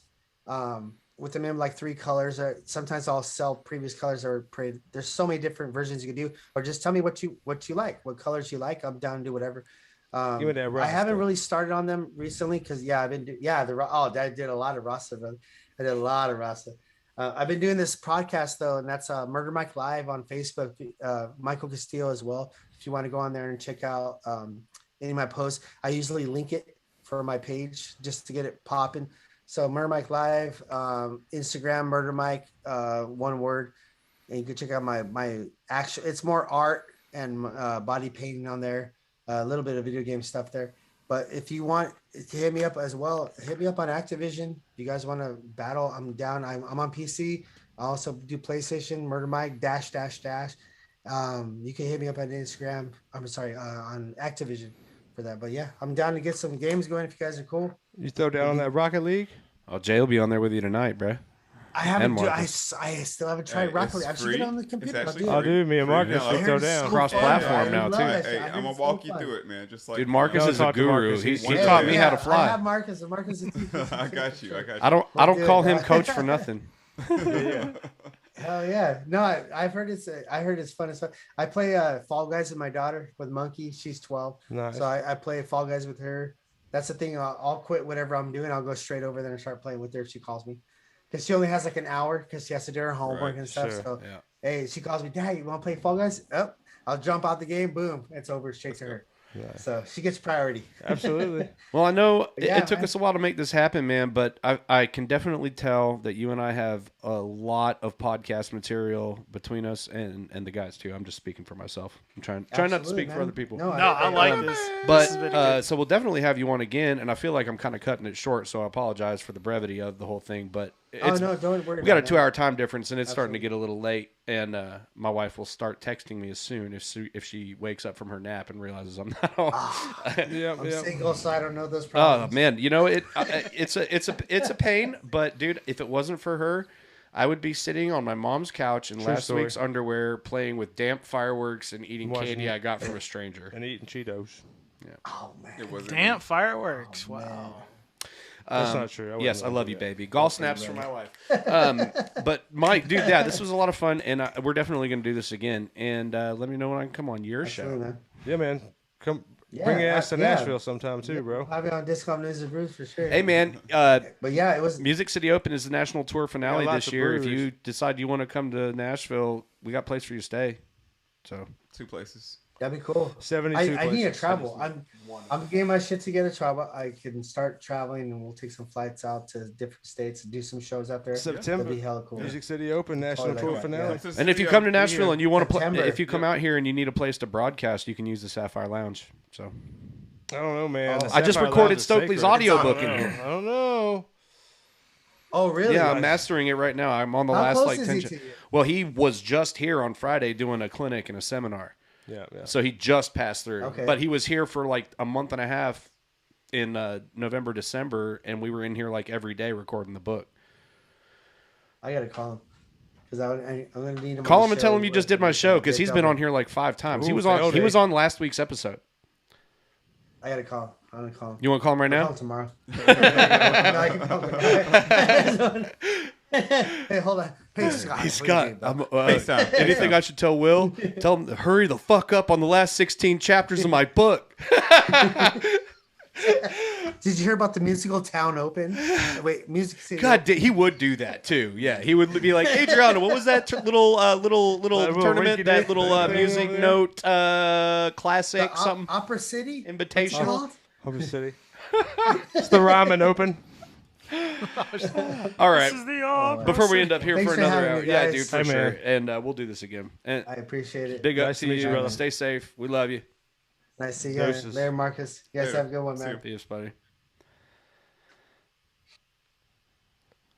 Well, by golly gee willikers, that was fun. How'd you guys feel about it? That Are we was still fun. recording? We are still I mean, recording. I figured we were. The episode is still going. Nothing outlasts podcasting. But aren't you still listening? I'm actually just trying to rearrange our little thing. We got a here. blank screen over there. Boom. Boom, shakalaka. And boom, boom. Marcus has taken the headphones off and the hat. I believe he is tossing in the towel. Take her down. Hold my Vaseline. All right. So, yeah, guys, sorry the video got a little iffy there on us because of the Wi-Fi, but the audio was clean. And thank you if you made it all the way through. I had a lot of fun. I hope you guys enjoyed it. Jay, I enjoyed Marcus, Dr. Hoy, thank you guys for coming. Dr. Hoy, it's good to have I hope you you back. guys Hell enjoyed it as yeah, much as dude. we did. Yeah, that was I a lot of love fun. I love being back in the Sapphire Lounge. Off at tits and giggles, love. Tits and giggles. That was a good episode. But it's late, and we're tired, and we love you guys, and so we'll catch you on the flip. Good night. Like, Or good share, morning. subscribe, rate, and review. Adios. Have a good night. Hasta luego. Shout out.